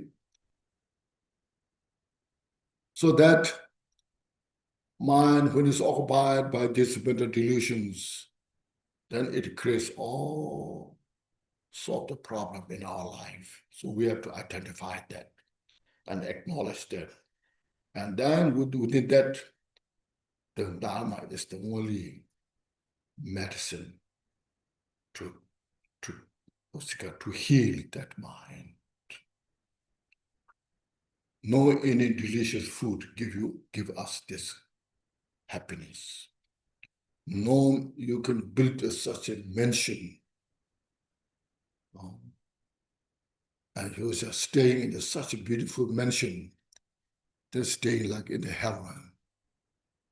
No. See. So out of all the conditions, we can appreciate when the mind is purified, when the mind is relaxed. See. So this loving kindness, compassion is the wealth. Bodhicitta is jewel, wish fulfilling jewel that we have to imbue within our mind. And that's it. Wherever you are, just is enlightenment, is a peace. So that when you have that, it's called uncreated peace, undefiled peace. When these all defilements are purified, then you have the undefiled peace. So this we have individually, we have to make effort.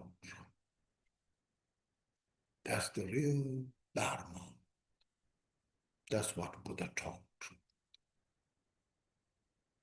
When Buddha enlightened, achieved enlightenment, awakened, he said, you know, I found such a profound nature, because mind is so profound. And I found the total peace, because the nature of the mind is total peace. And I realized that free from all the liberation, because my mind is no limit. And it's not just mere empty, it's naturally, it's luminosity, all the perfect qualities. And it is uncompounded. Nobody has created that. It's within us. See, so this is, I teach you to actualize this. You should experience yourself. So that's why we need all the steps, because mind is so profound, so complex. For that, see, action vows to treasure these as precious. See, you know, we should such a treasure. Yes, you see, as your own eyes. If somebody hits on your head, instead of protecting your head, you immediately protect your eyes, you know. See, the eyes are so precious. So you protect this loving kindness, compassion, bodhicitta. It's more than you do your eyes.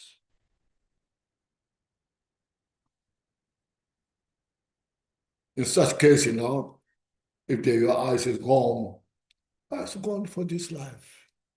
But if you protect the eye of this bodhicitta, life after life, you have such great eye, the source of all the peace and happiness. Eyes and heart, you see. He has not mentioned brain. He said eye and eye and heart. Why? Which is more important, heart or brain?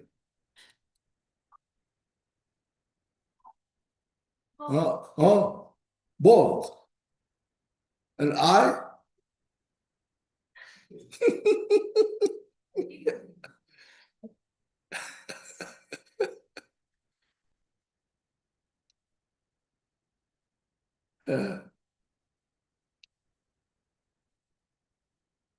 Okay, in a way, as why? I don't know. Maybe I'm making something wrong, mistake here. No, this untimely making noise.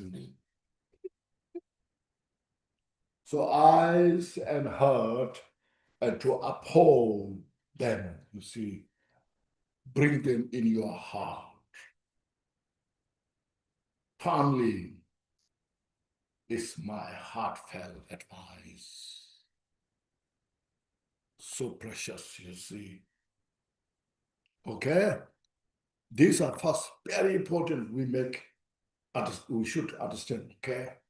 Even though you know those things, you have received those teachings from many different great teachers, and you have read many books, including the Jewel Ornament of Liberation and the Bodhicitta Avatara, and so forth. This all describe about the loving kindness, compassion, bodhicittas, all this repeated one after another, but just to reinforce. We need to reinforce again and again so that, we can get the message, rooted into our heart. Then we just said there's no other alternative. No. See. Okay, then. So this all up to this is here also you can talk about the emptiness here. Up to this is all the sutra systems. Okay.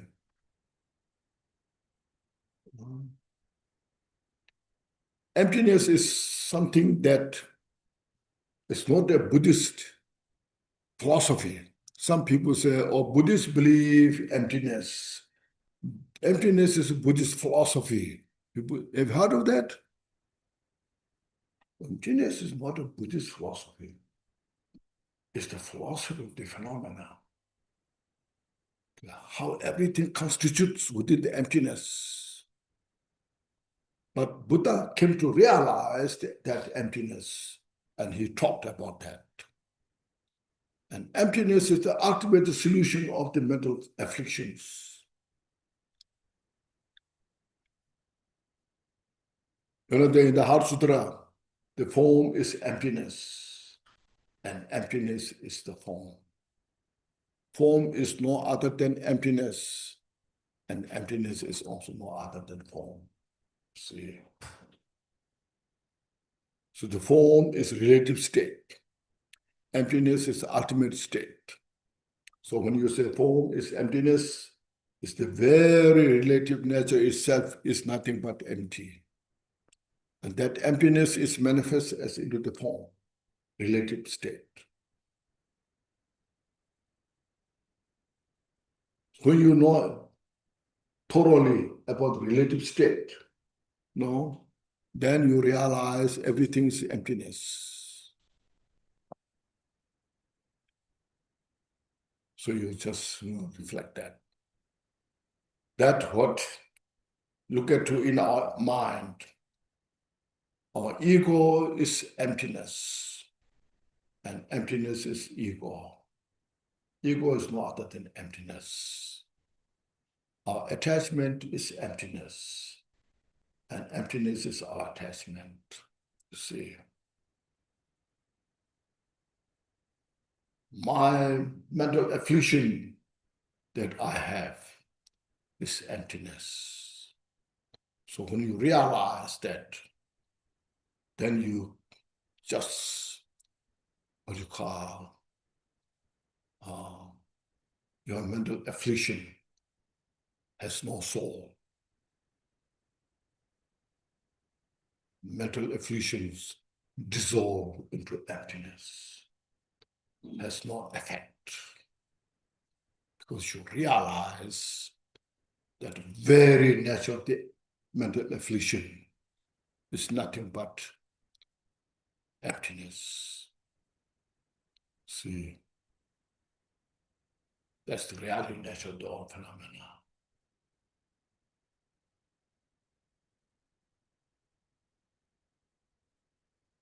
when Kampupa,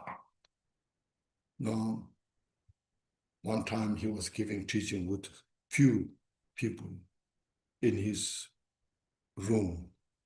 So there he was talking about the emptiness of appearance. So then there's in his just very small room, and there's one pillar there. He just cut his hand through the pillar. And this was called emptiness.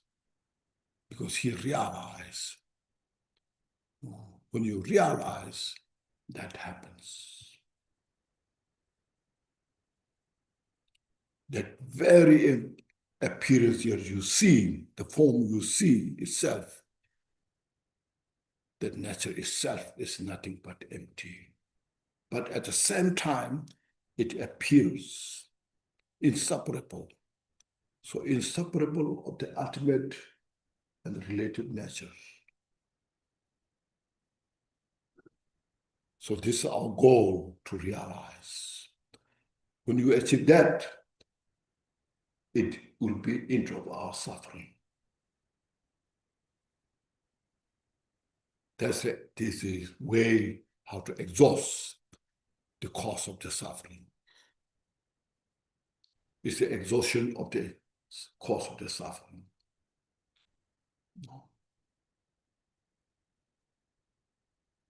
So it's not a Buddhist philosophy, but Buddha realized that and taught that.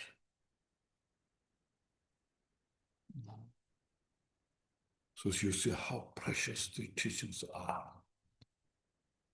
Those who are receiving this, how fortunate we should be. It's not just Buddhist philosophy, the Buddhist system. But Buddha taught this, how everything functions. Everything functions within the framework of the emptiness. Emptiness is not something, nothing.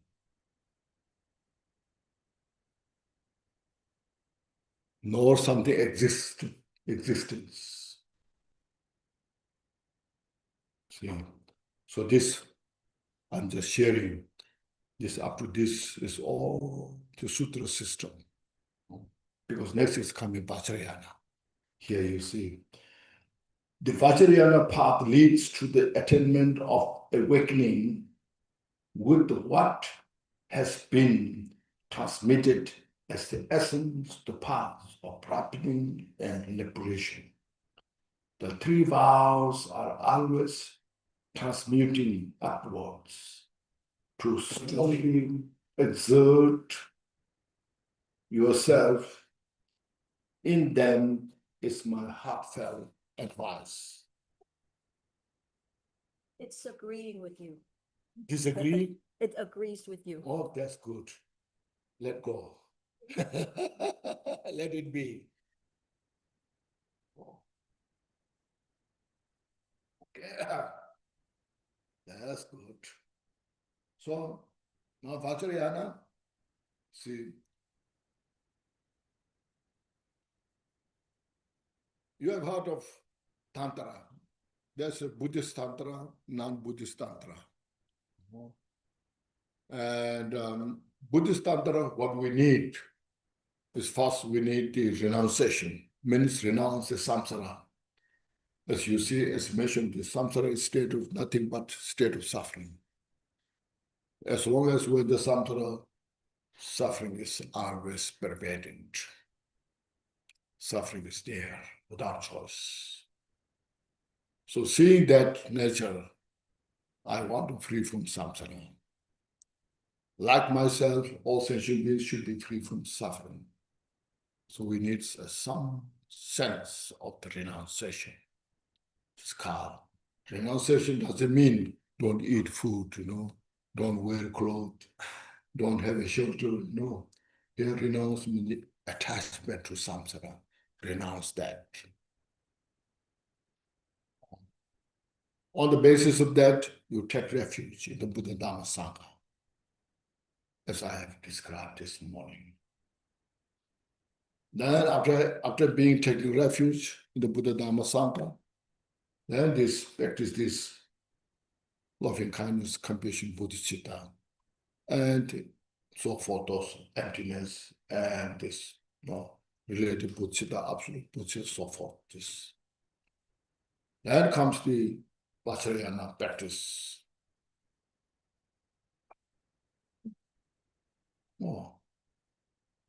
Has something, some emotional feeling.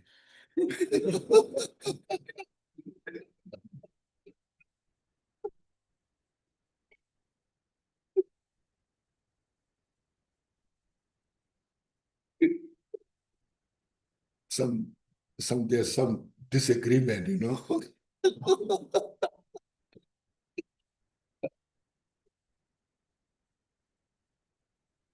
Okay, then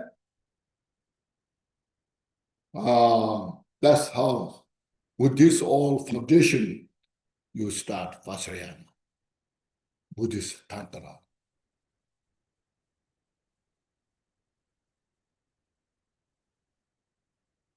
Now, how you differentiate Vajrayana and the Sutra? What's the demarcation? It is the empowerment. Where they need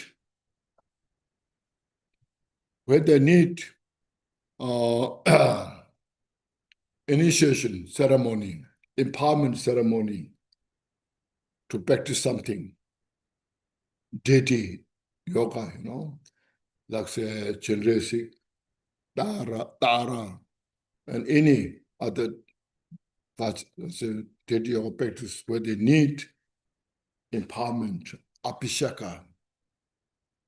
That's called, belong to Vajrayana Tantra teachings. And that empowerment, apishaka, doesn't need to practice something. It's the sutra system. Okay? So that's why here comes, see, ripening. So ripening is apishaka. Means to ripen, to make a proper vessel, we need apishaka. And it's very profound, not easy. Usually, our teachers, they don't give so much details about these explanations. First of all, in Vajrayana, the 4 stages of the Tantra, Kriya Tantra, Charya Tantra, Yoga Tantra, Anuttara Tantra, especially Anuttara Tantra, the highest Yoga Tantra.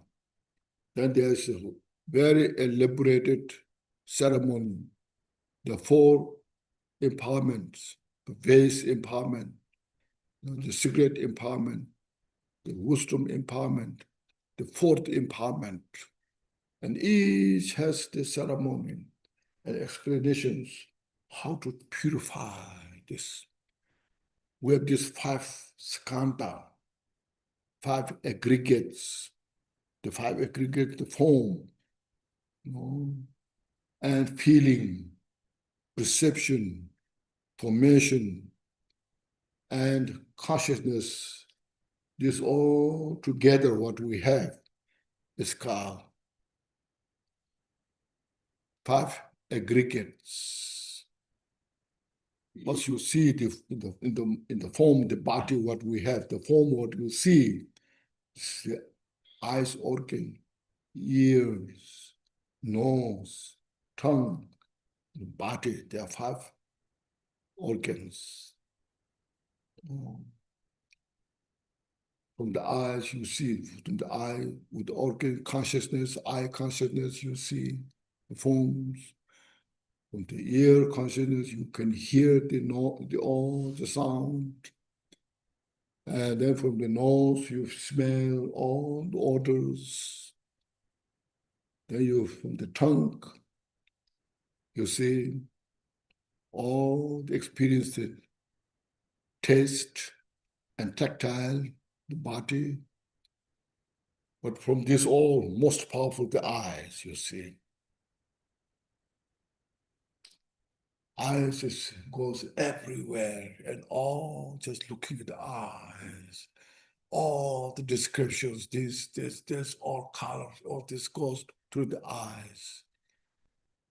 About, like I said, from the 100% of these 5 organs, maybe 70, 80, 60, 70, 80 in the mind thoughts comes from these eyes, consciousness that give message to mental consciousness.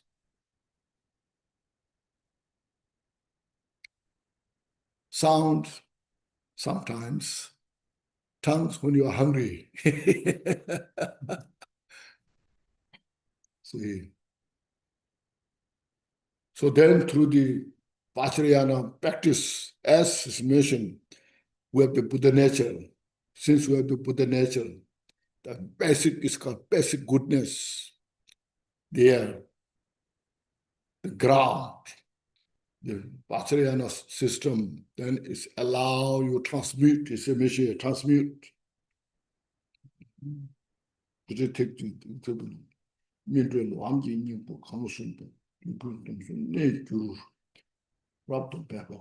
So transform our body into 5 Buddhas, and there are 5, they're called 5 wisdoms. The 5 mental afflictions transform into 5 wisdoms. So there's so many details to transform. Each, when you perform the ceremony, initiation should be explained, details, step by step. This. Because first, the base empowerment is more complex.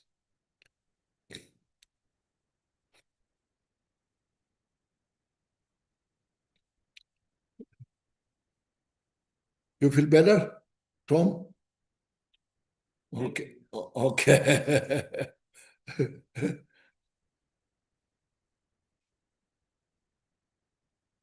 Yes. So you, through this empowerment ceremony, anyway, all ordinary state of the mind transform into enlightened state. So to do this, first we have to understand everything's illusory nature.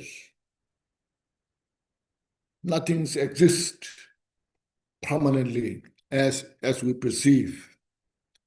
Transitory nature. No. First, to do this practice of bodhicitta, loving kindness, compassion, is so important. You look and say, in your mind has love and compassion, and everyone is so beautiful.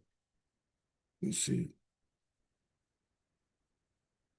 like a mother, when her mother who cares her child, even her handicapped child, for the mother, she perceives that handicapped child so beautiful,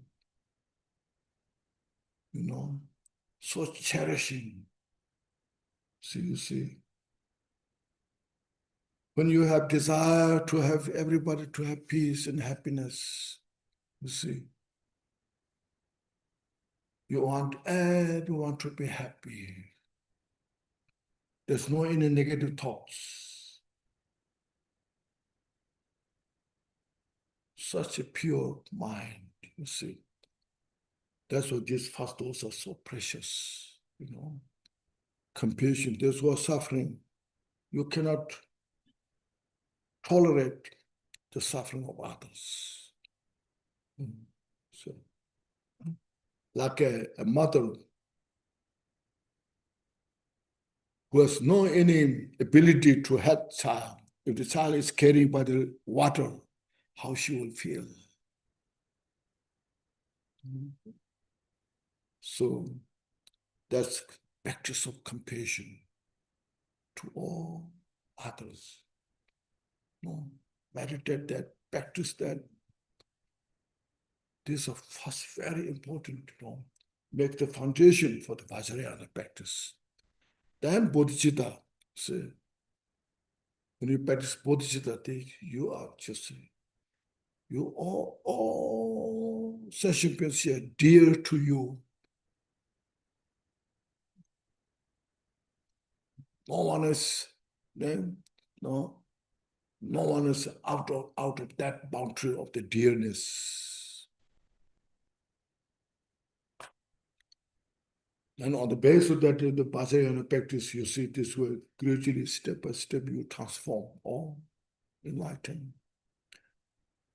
It's a method to purify our mental obscurations.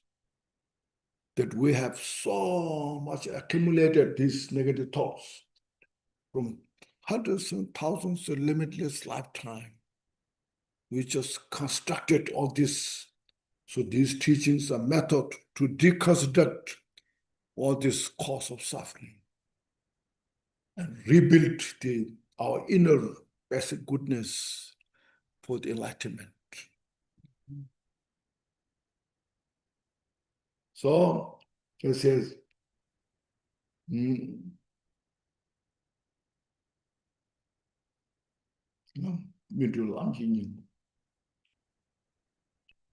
so this is the method how to achieve enlightenment, With that, with what has been transmitted as the essence of the path of the ripening and liberation, then there comes this in general in the Buddha's teaching, the vows called this Vinaya vows, Bodhisattva's vow, Vajrayana vows, you see, all the vows are built upward step by step. All are without contradiction, just purify, becomes more subtle, more precise. All are designed that Buddha skillfully to obliterate total delusions. So one can achieve your estimation, reveal your total nature to yourself. So there's got 3 vows, no contradiction. They support each other. As mentioned this morning, they are building the foundation. Because you need a good foundation. There's a Vinaya vow. Then on that you build all the different stories, Bodhisattva's vow. Then you see at the end, Vajrayana vows. This all makes a method to achieve complete Buddhahood.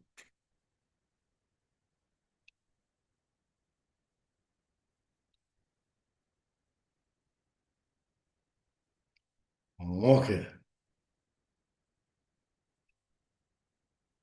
It's called when the Lamji Kansuba, the country neck and dead out the paper. So make every effort. Sometimes some teacher may tell you, oh, Vinaya, these things are not allowed. In Vinaya, you are not allowed to drink, not allowed to eat something such. And then in Vajrayana, you are allowed to drink, and they become wild, You see, what's the point then? Why not? If that's the case, why not Buddha teach right from the beginning? Say, everybody practice Vajrayana. Because Vinaya is so difficult, forget it. Enjoy your life, go ahead, all. You see, there's some teacher that. That's why people, they don't like to take the old Vinaya vows. But there's the rush to get the empowerment. When there's empowerment, there's so many people coming, because they got the information. But at the end, no one is enlightened to what happened, what went wrong. See.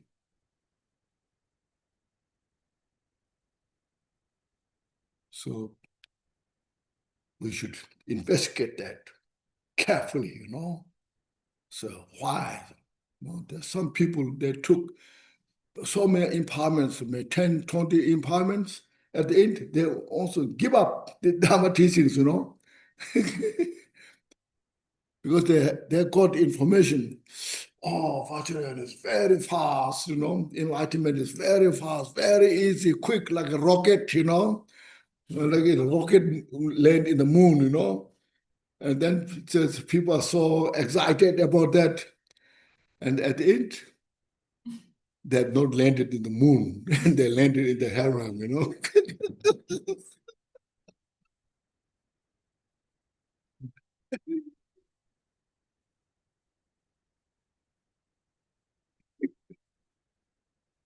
Then nothing works,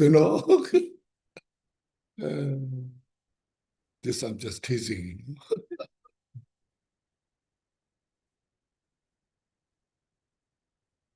But it's very important to wish, don't just I follow because they said so. You have your own wisdom. You have your own ability. Use this ability. Then look at the mission, look at the mind. What makes the mind to purify? What makes the mind to develop more attachment, aggressions? See, it's very important to witness yourself so you don't destroy yourself. As I mentioned, nobody can destroy you except by yourself. See, so that's why you have to, your own witness. So Buddha said, you are your own protector. You are your own destroyer. You are your own witness.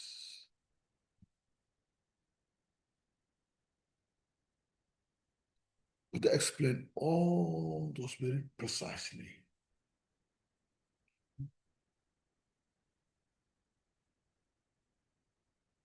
If somebody, that's this just at the beginning mentioned, the guru, the ability, the quality gurus are so important.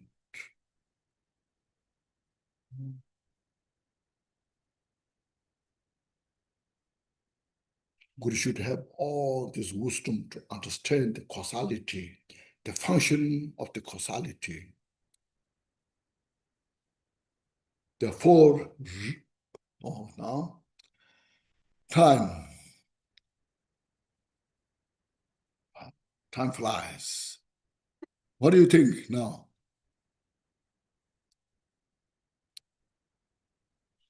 There are 4 reasonings I thought to say, but no time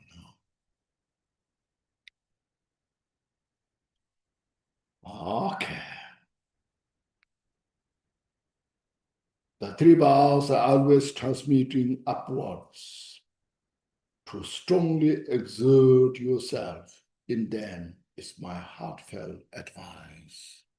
This advice is so precious, Very sincerely. So as a practitioner, not to go wrong. Follow the right path. Okay. Then next, the root of Siddhi is the Vajra master. Respectfully protect the precious Samaya, the main downfalls, and the branches that have been taught to take into experience. This root is my heartfelt advice. First, root guru again. To be good root guru is very difficult. The root guru who should be highly established in the understanding the Dharma, especially the practice experience. That's why most of you, we say advice or we do visualizing Vajradhara, you see, like Lord Jigdasungam, like Lord Buddha. You visualize them, receive your vow. You see, because I'm your root guru, To be your root guru, I have to be rooted. When I'm not rooted, how I can be your root guru,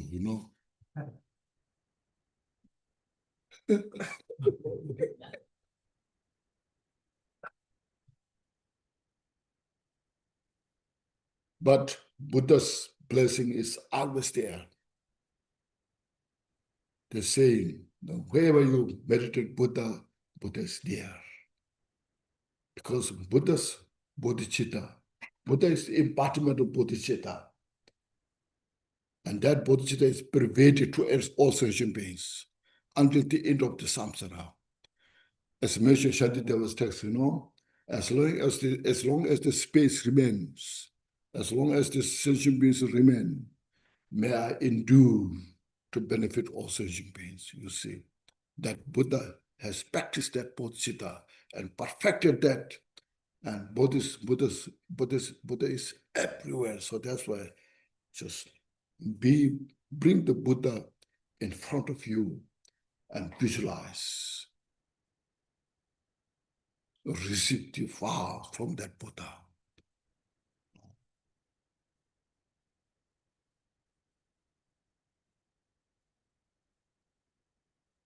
So that's the root of Siddhi, is the Vajra master.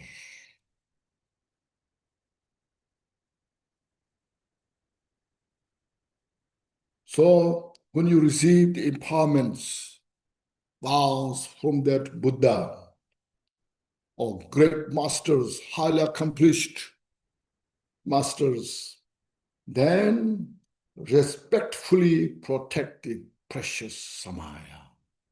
With the Samaya, Tamzik, Tamzik. Samaya means in Tibetan, Tamzik is the word of the precious one. All the Buddha's teachings are Tamzik, precious word. So whatever Buddha taught, we just follow that. Buddha cannot make any mistake. If Buddha makes the mistake, then we have a problem.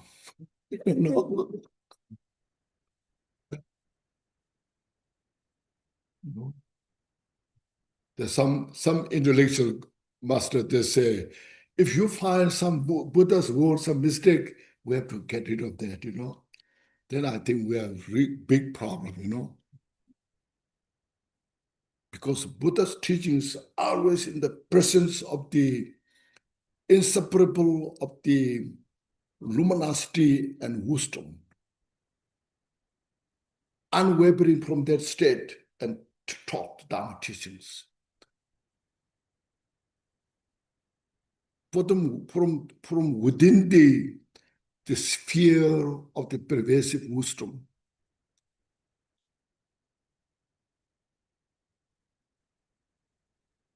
Because Buddha purified all the obscurations. Nothing left open. Any of the obscurations. So how Buddha can make mistake? So we cannot find any mistake this Buddha made. If we find, say, this Buddha made this mistake, that means we're confused a little bit. We don't have enough ability to penetrate the Buddha's word.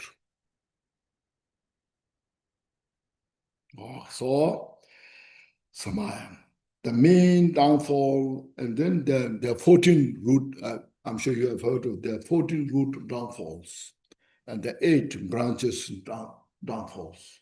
So you find here, we have our center has very good teacher. You can ask them and they can tell you. Okay. That have been taught to take into experience this root is my heartfelt. Nyamnesawa, nyingbu, koyo nyingdamiya. Todung yala jeba, sungba, nyamnesawa. So we protect the root downfalls, the branch downfalls. Don't follow into these root and branch downfalls. Don't allow that happen to you. Be sincere to yourself. Basically, as mentioned, is sincere to yourself. That helps us.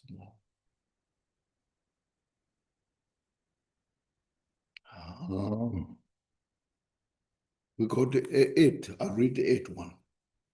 Since the source of all good quality is heedfulness, abandon distraction and remain a secluded place, hidden away like a wounded deer. To dwell alone is my heartfelt advice. This, especially this chapter, in the Bodhi Avatara, the 4th chapter, all the 4th chapter is about this heedfulness, alertness, always alert, heedful,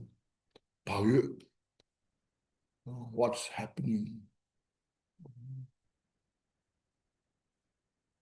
Especially as a beginner, what you're looking, what you're hearing, what that affects you, what you're thinking, that what it affects you, be alert, be heedful, be mindful. Is bakyu, it's like say, careful, very careful about yourself.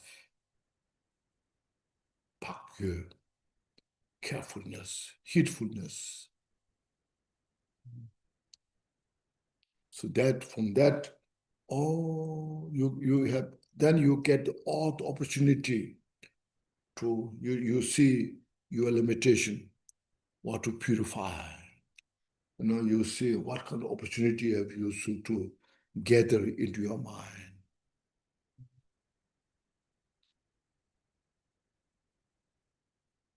And the Kunkyen Rinpoche, and the Kunshi, and the Kunshi, the basis of all the excellent quality is this mindfulness, heedfulness.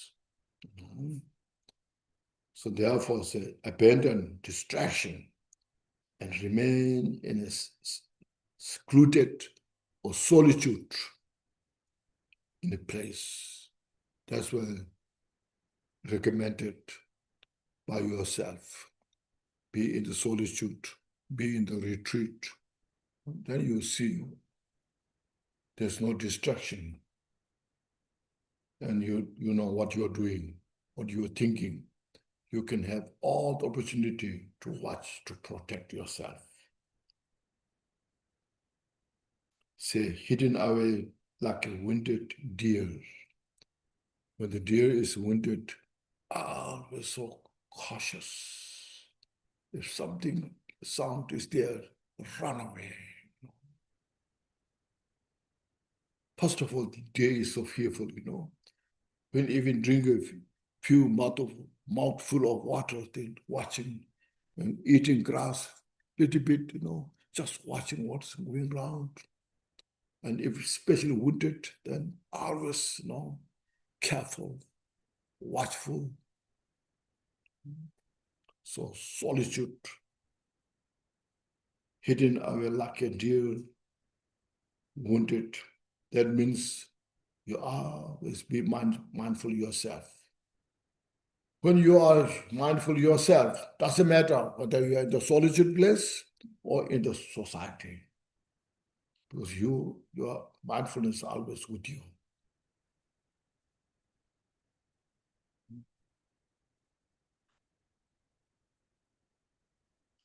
So you have to understand that, okay? And those who have got you, if those who got the opportunity to go to solitude, secluded places, of course, it's good opportunity.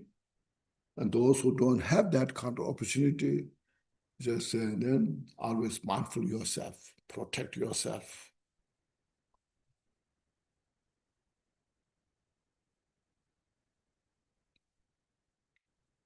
Otherwise, sometimes you are in the solitude, but your mind is wandering everywhere. You are in your room, meditating, chanting mantras. Your mind goes everywhere, and sometimes you don't know where your mantras are now counted, how many you counted,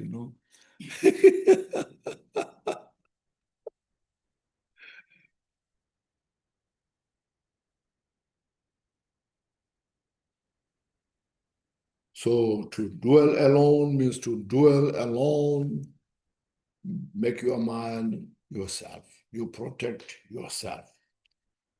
This is my heartfelt advice.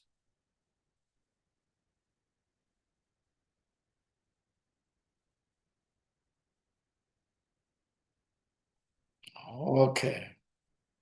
Looks like 9 is good to read, not so much to explain, because this number 8, it is explained mostly about that. So furthermore, indulging in heedlessly is like, see, packs of wild deer, wounded deer, living in isolated solitude places, but you see, wasting away your lives. With urgency and diligence, exhort yourself forcefully to abandon distraction is my heartfelt advice. It's part of the first, the 8, Similarly, it's just more reinforced.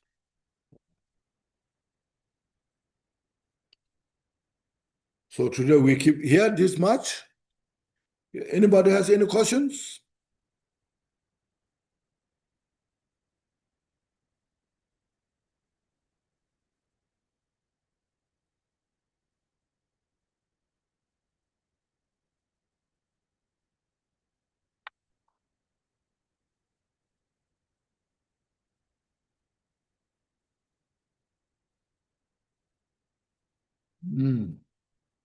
Yes. Well, number 8. Yes, number 8. This is good. Huh? Right? Since the source of all good qualities is heedfulness. Heedfulness, yes. Source of good qualities. Yes. In 21, it says there's no need for any crude fabricated heedfulness. What's that? That's my question. 40 what? Yes, in 21, verse 21. I guess maybe we can wait for that tomorrow.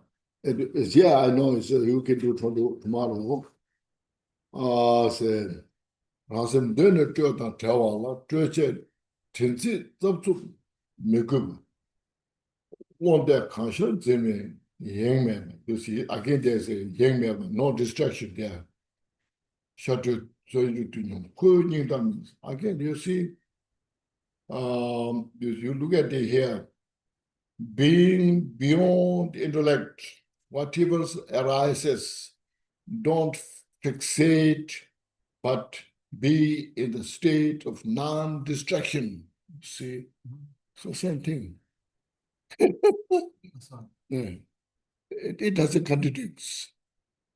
Do you think so? No. Do you find any contradiction? No, and that's why. Then why? Why? There's nothing to clarify. You see, there's nothing to clarify because it reinforces. non-destruction. Remain in the non-destruction, you see. That's the solitude. So anywhere you are,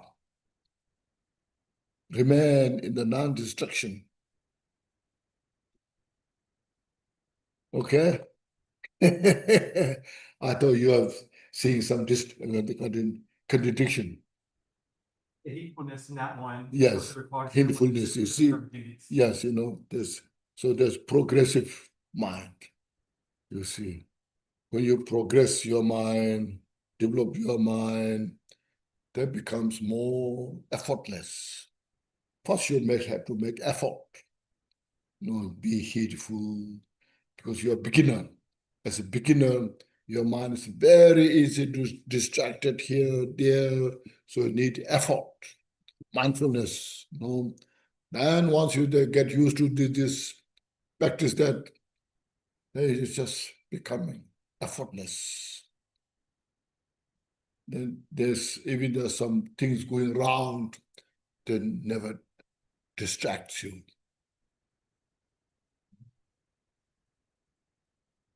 Actually, there's a story. Time is going, isn't it? Otherwise, there's a very beautiful story. You want to hear the story? Yes. Everybody's ready?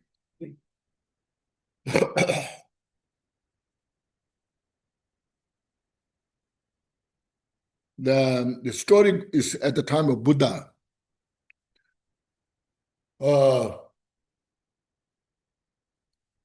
Where in the countryside, there was a small kingdom. And there's that king married to a Buddhist woman. She was very devoted to Buddha. So married to that king. That king was not a Buddhist. One time, the king arranged a very elaborated ceremony. So inviting his all gurus, teachers. And then the king said to his wife, she's a Buddhist, if you have some special gurus, you can invite if you like. So then she sent a message to Buddha. So please, things are going in the kingdom, all these different ceremonies. If there's appropriate, if you can send some monks. Then Buddha sent one special monk who's well known in the discipline.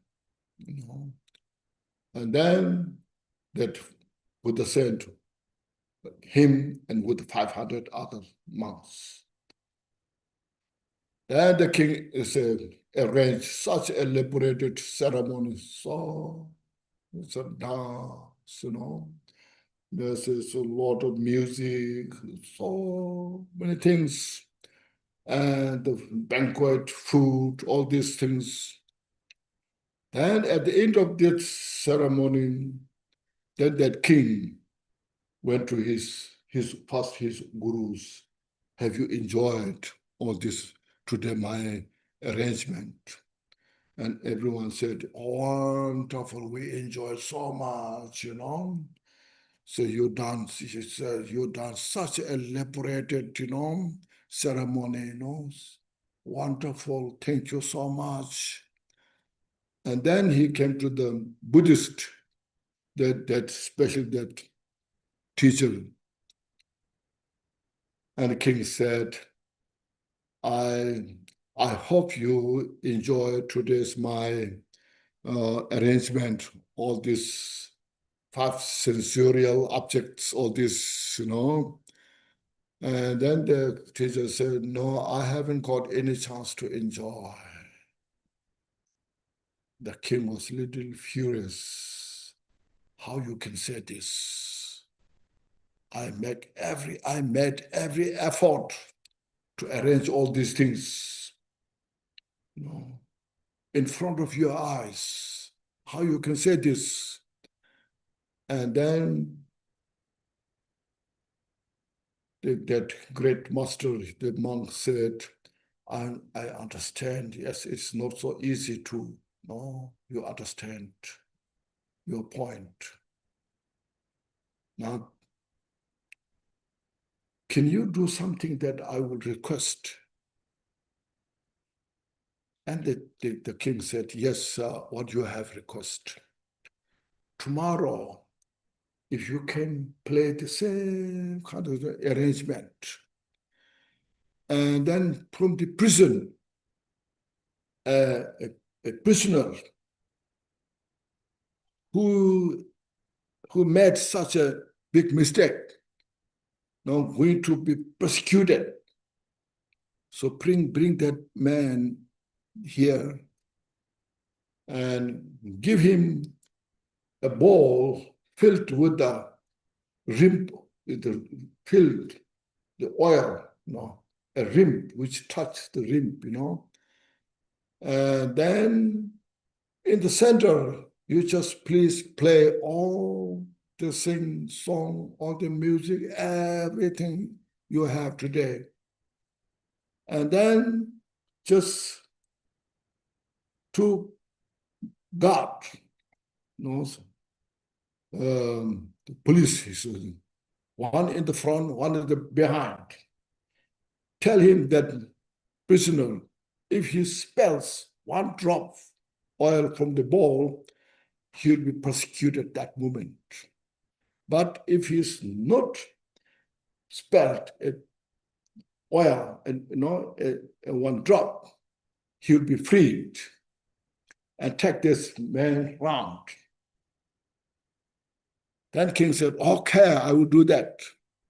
And next day, then as the monk requested, the king arranged all these things. And then person got one in the front, one in the behind, in the between that man filled with this. Then he went round, all in the center, then all the monk, all the dances, everything's played. And that person is totally concentrated in that bowl with such a fear. If one drop is spilled, I'll be killed, persecuted. And then the slow went round, completed total that ground and not spilled. And then the monks asked the king, asked him if he has enjoyed all your presentation. And the king said, today I played all the music and sings and everything. No, have you enjoyed? Then the prisoner said, I haven't seen anything. I haven't heard of anything. Because you see, my attention is completely with this ball. And then then when the prisoner said that, then the monk said, yes, this is the point you're seeing. I see in the samsara. Samsara is nothing to enjoy. Oh, it's just distraction. It takes your all attention, attachment to all. It's a source for suffering. I didn't get a chance to enjoy it. And then the king was so impressed. Real, this is how Buddha taught. The precious Buddha's teaching. And he just totally become developed devotion to Buddha. And he said to his wife, you have such a great teacher. I'm real impressed. I appreciate what you did. You brought this, monks. So this is what this, story, this, the Lord accounts like this, so precious, This is just example.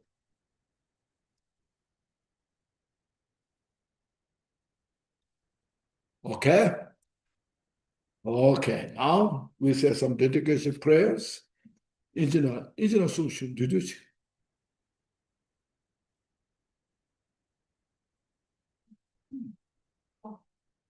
What? Oh, that. Read the day solution, read. Gathering up your opinion solution.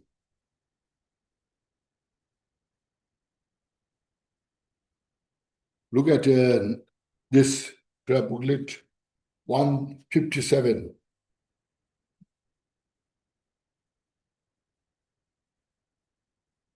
What is it?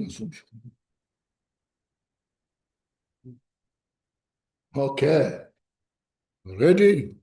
So today, all the teaching that we receive, we discuss all this. Now we dedicate to all the session beings to free from samsara, to achieve enlightenment. Okay, it's so precious. Dedication is a special practice. You see, Drikungpa said, we have done so much virtues, good deeds in the past. Still, we have not free from samsara. What happened? He said, because not knowing how to dedicate.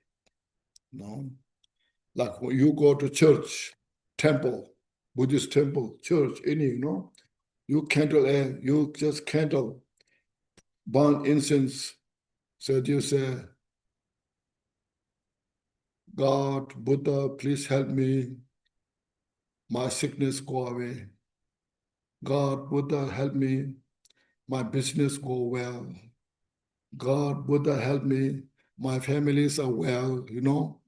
We do this much. Not so much, isn't it? We don't say prayers, everybody free from samsara. So here, these are dedication prayers we do. So please contemplate that. Free all sensation beings from samsara. And all the virtue we have, even like a drop of virtue, is like throwing in the ocean. Until the ocean is dry, that drop of water will not disappear. So with this, we do the dedication prayers, okay? All get together. Dorje-chan, Telopa, Naropa, Marpa, Milarepa, Dharmalord, Kambupa, Amujuba, and Lord Drikungpa. Please bestow upon us the most auspicious blessings of all the Kagyu Lamas. By the virtues, may I achieve omniscience. By defeating all enemies' confusion, may all who travel on the waves of birth, old age, sickness, and death cross the ocean of samsara. Bodhicitta, the precious mind, where is unborn, made arise, where is born, made not decline, but ever increase higher and higher. I pray that the Lama may have good health. I pray that the Lama may have long life. I pray that your benefit spread far and wide. I pray that I may not separate from you. As Manjushri Guru is the ultimate state, and as did Samantha, I will follow in that path and fully dedicate all the merit for all sentient beings.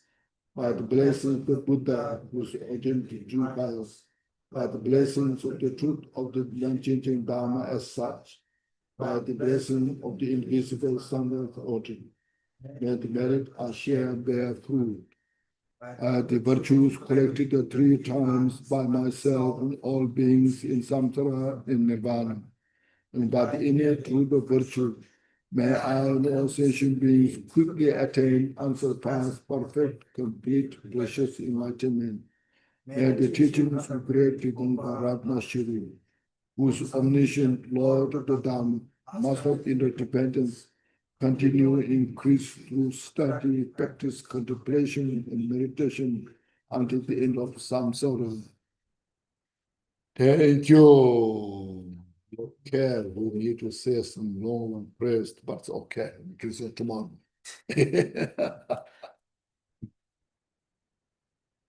Chanjo senzo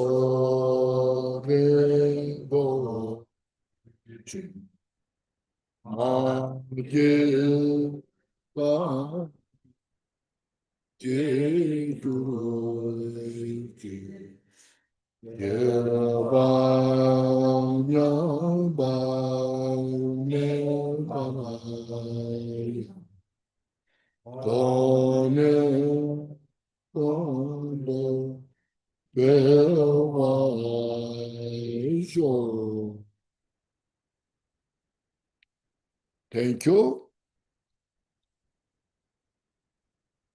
See you tomorrow, Yeah. 10 o'clock. Okay.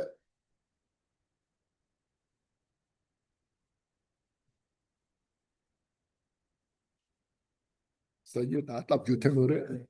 Ah, yeah. The same way. Same way. That's oh, 장기 복지스리.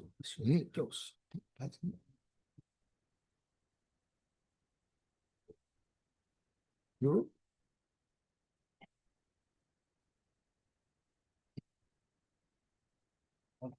Okay. Thank you.